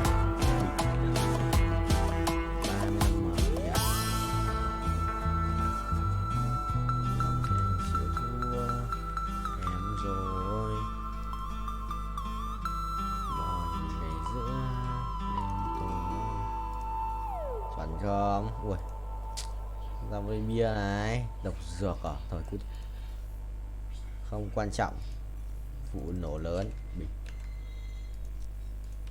sẽ sẵn bài tử thần mà đều hiểu sẽ sẵn bài chơi chạm đất trải thải cái đường đâu mà chạm chứ là thế rồi đang xuống rồi đang vòng xuống rồi đang vòng xuống thì binh sinh linh không 3, 2, 1.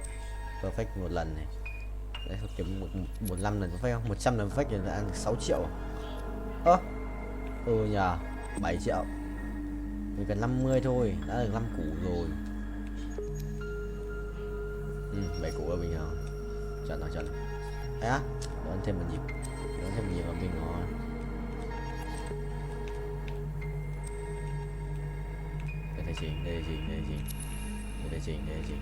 Đây chị. Ok. Không được.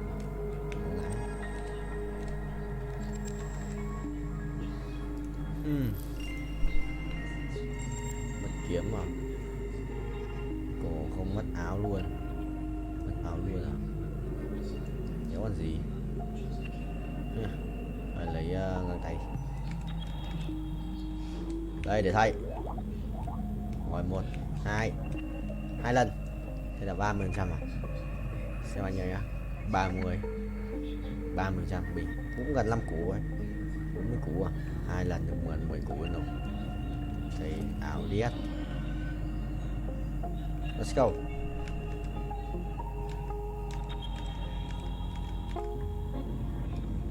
Let it go.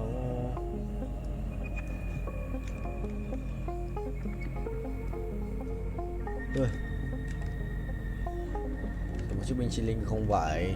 Bánh 7 láp à? Gậy 456 triệu coin để rebirth tiếp à? Sợ khó đấy. Anh cần 50 củ rồi này. Phải chừng. Ui, 40 củ tròn. Mình kiếm tiền từ điêu ấy. Một lần perfect này. Một lần perfect.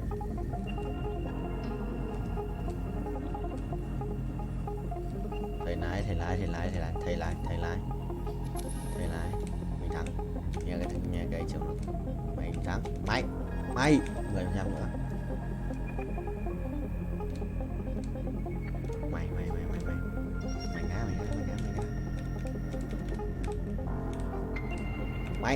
Mày không được. Đùa tao. Xuống không. Xuống 7 bánh ơi. Nếu được rồi. Chọn dấu vậy.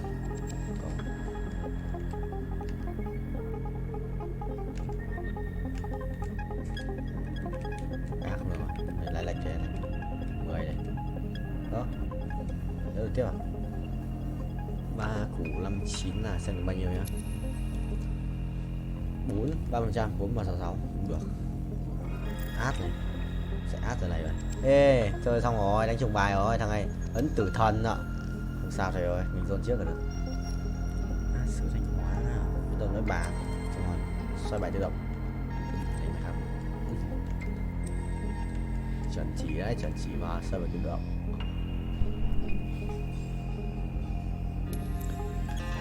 Go. Binh chi linh gọi thầy ơi. Nhót không?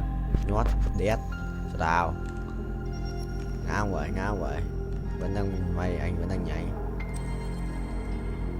Thắng mà. Let me show you darkness. Sai đều. Thầy lái vô á, sao? Captain Vietnamese. Captain Việt Nam. Máy. Capture. Chuẩn không vậy bạn ơi? Chuẩn. 2 lần này.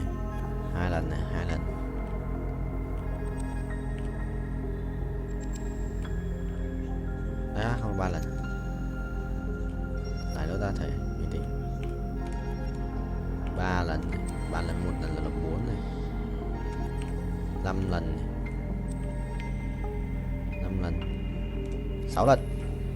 6 lần. Tiếp được 6 lần, 5 lần. Rồi 5. Chuẩn thế.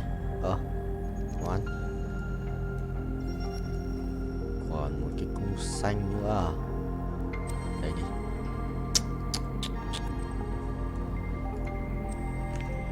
Bài còn gì nhỉ?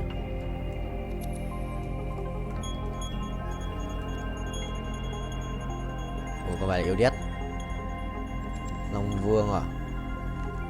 Biết sao còn nhiều máu đấy.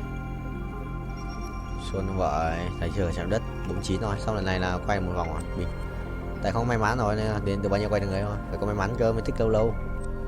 Mình gọi là khỏe phết đùa. Không có Guardian carry mà vẫn hold Guardian à? Yeah. Thực sự là cầu nguyện không vậy? Thực sự là cầu nguyện ra Guardian không? Cái thằng lái xe này. Lái xe bay rồi, xe bay nhưng mà vẫn cần bánh. Sự nhót không? Nhót đó, mày nhót không?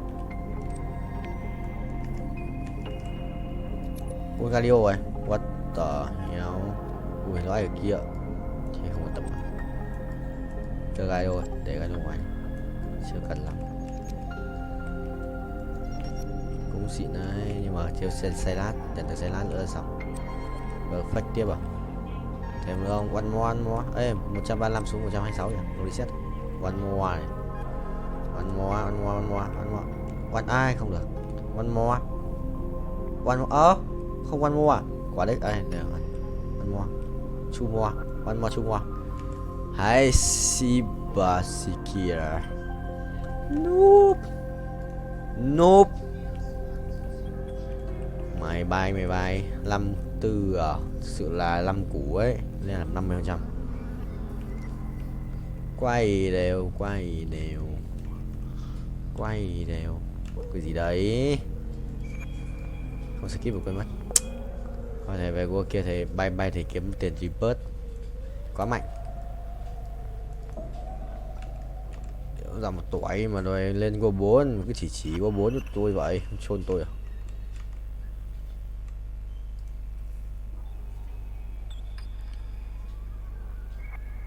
Vẫn thắng à? Sự bay là tỷ vong. Anh ác quỷ rồi, hóa ác quỷ rồi. Từ ngày em đi anh hóa thành ác quỷ Ride ở Car Simulator. 22 củ à? Anh sẽ bay được tầm 400 củ, 450 thì mới lên cấp tiếp theo được. Sợ bình chỉ linh ấy. Nhanh và nhẹ, ui bay nhanh đét, tốc độ sự vua. Tốc độ sự vua ấy, tốc độ sự một đẳng cấp Pro VIP. Chuẩn không vậy? Thắng được không vậy? Rồi, còn mỗi quân cho gát sẽ làm chi? Còn mỗi cho gát làm chi? Cho gát 2 mũ thích nghi à? Làm chi? Ui, thổi đau phết, đùa. Ê, nó thắng được cái cút đấy. Ê, nó thổi chết Zone này. Không chết rồi. Có 2 cái mũ kia đều chết rồi. 2 mũ đấy chỉ là kích thêm sát thương phép. Xong rồi. Quả chém mới là của mình rồi. Chắn luôn. Đi chợ 100 máu bốc lửa. Đồ Zone này. Zone cái cục đấy sự xịn không? Bắn là chắn à? Đồ cổ này. 15% hút báo chủ sở đồng minh được đấy. Cái ui vẫn lắc rồi. Còn những cục kia, còn cục vàng. Lấy một cục vàng đi. Rồi chạy lấy cái này. Ha sorry. Mày bay cao, một lần bay được tầm 40 triệu.